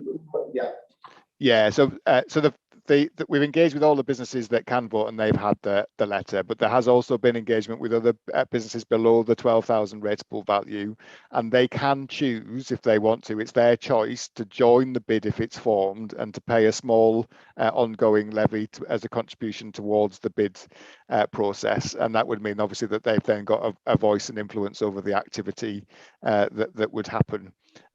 the threshold of 12,000 is there to stop the small businesses being forced to pay an amount of money into the bid process that we don't think is fair given the size of business, but they would benefit from any of the marketing and broader activity that the county undertakes, and they can choose to pay, I think it's about £100 a year to be a member of the bid if the bid company is formed, and they can then be on the board of the company and be engaged with its operation. We have also then consulted with a wider number of businesses. So there was an event at the Cathedral in September where 150 tourism businesses attended to find out some of the marketing work that we've been doing, and there was a big section on the bid, and quite a lot of those businesses were below the rateable 12,000 threshold that attended. Thank you for that answer. Councillor Sons. Thank you, Chair. I wouldn't want it called in. I agree with Tracy on that one, but I am concerned about value for money, etc., etc. I'm not sure if this is possible on the work program, but I would like to see the bid, and I would have liked to see it a few years ago brought to a committee to go over what they're doing and what they intend to do in the future, etc., etc. I'm not completely happy with what they've done in the past, to be honest, and I think we need to make sure that they're giving value from it. There's been no control from what I can see of the bid, and maybe the council is controlling it. No, it's not. It's not ours to No. control. No, No. well, no, but we could ask to see because if businesses, see if the businesses are happy with what they're getting from the bid is my concern, and I don't think some of them are, and I think it's a big concern. Thank you. Okay, but I think the general agreement of the meeting is that it's not going to fill that slot of the 21st of March. No. If there is a call in by other members who wish to call that in, we have to obviously be mindful of a timetable if it is called in. But in terms of this committee and making sure it's on our work programme, I think the message is quite clear that there are other issues that this committee wants to address. We've had some suggestions for we know that the 21st of January is going to be our planning item. We've got the 21st of March and... Can Roger go now? Yes, Roger Allenby, if you wish to go, thank you very much for this. Thank you. No, thanks very much. Sorry Thank about you. short notice. Bye-bye. Thank you. Goodbye. Thank you, Councillor Stark. We've had some suggestions for the March meeting, but I'm not clear on what won in terms of what was the priority. Councillor Stark. We haven't been able to discuss contract management. And contract management has been one of the weaknesses in this council. I mean, Councillor Bowen talked about the Balfour Beatty contract, which isn't so much about what Balfour Beatty might be doing in response, it's how we manage and make sure that their performance is reviewed, and that if it falls short, we then hold them to account, and that's all part of the contract management process. So it's been delayed, and I would like to have a debate in this committee on that fairly soon. Now, I don't necessarily think it has to be just, shall we say, tied into one particular contract. I think it's a whole issue of contract management and the history of it in this council, and have the changes that have been made recently bringing in benefits to that, so that we are getting value for money from the contracts that we get outside. And would that include the commissioning of services as well in that? Yes. Because we do a lot of commissioning. Yes. So that's a contract as well. It doesn't. Exactly. But just rather than the management of one specific contract, I mean, management it's how contract management is run in this council. Okay. And the changes that have been made, and has had those changes addressed the weaknesses. And you can talk about the City Link Road, you can talk about some of the issues around the BT by all means. Yeah. But it's the actual way we manage contracts in the council itself. Yeah. So I've got nodding heads about contract management and commissioning of services management. We've still got the digital strategy and the management of capital projects. I mean, look, this is our agenda to determine, so if members feel that it's a lower priority or should be taken, you know, pushed down the list, then that's your right to want that. Councillor Durkin and then Councillor Summers. Forgive me, Chairman, going back to the issue of scrutinising planning et al. Have we reached a definitive list that we're looking at for that meeting? It may go over to 2 meetings, but my concern, I don't appreciate what the topics are we're going to be looking at. Right, okay, the planning service, that includes planning enforcement. Yeah. It includes 106 contributions and so, and it also includes the PIN service, the planning inspectorates. Okay. Should also include the time it's taking for, well, generally, is the planning service now up and running properly as it should be? Can I jump, this was requested already, and I'm sure Ben's made a note of it. Yes, but Councillor Durkin is just asking for clarification. Okay. Yeah, certainly the items that Ellen's got down were local arrangements, resources and performance, the approach to local consultation, including the board members, the broad national policy position, indeed the role of the planning inspectorate, the environmental and ecological planning considerations, and now section 106 contributions and community infrastructure levy plus enforcement. And I think from that, then potentially there may be a further discussion that you want to perhaps in due course on some of the constraints on planning due to local ecological conditions. Yeah, thank you for clarification. It sounds like a good morning's work. Yes, Councillor Summers. Just back to the contracts, it's something I've been raised a couple of times over the last few years, is our contracts are are not very flexible. They tie us down more than the people that we're doing the contract with. And I think we really need to look at contracts. So I will agree 100% on this side. So, okay, thank you. Okay, Councillor Bowes. I think we need to add estate management to the item. So maybe after the meeting in March. Okay. I think estate management is useful. And yes, because we've got the issues of our buildings, haven't we, that we've discussed elsewhere. Councillor Stark. Yes, following on from what Councillor Summers said, contract negotiation is not quite part of contract management itself, but if we want to widen the March meeting to include contract negotiations, then I'd be quite happy to. Because I think part of the problem with the Balfour Beatty contract is it gave too much to the supplier and didn't protect us as a consumer enough. Yeah. And that's part of the negotiations, because Councillor Summers is quite right. If you have to manage a contract which is tough, it doesn't matter how good your contract management is, you're still going to be left with a tough contract you're trying to manage. Parameters on the outset. Yeah. Yeah. Okay. Yes, I would be in agreement with that. Is everybody happy with that way to proceed?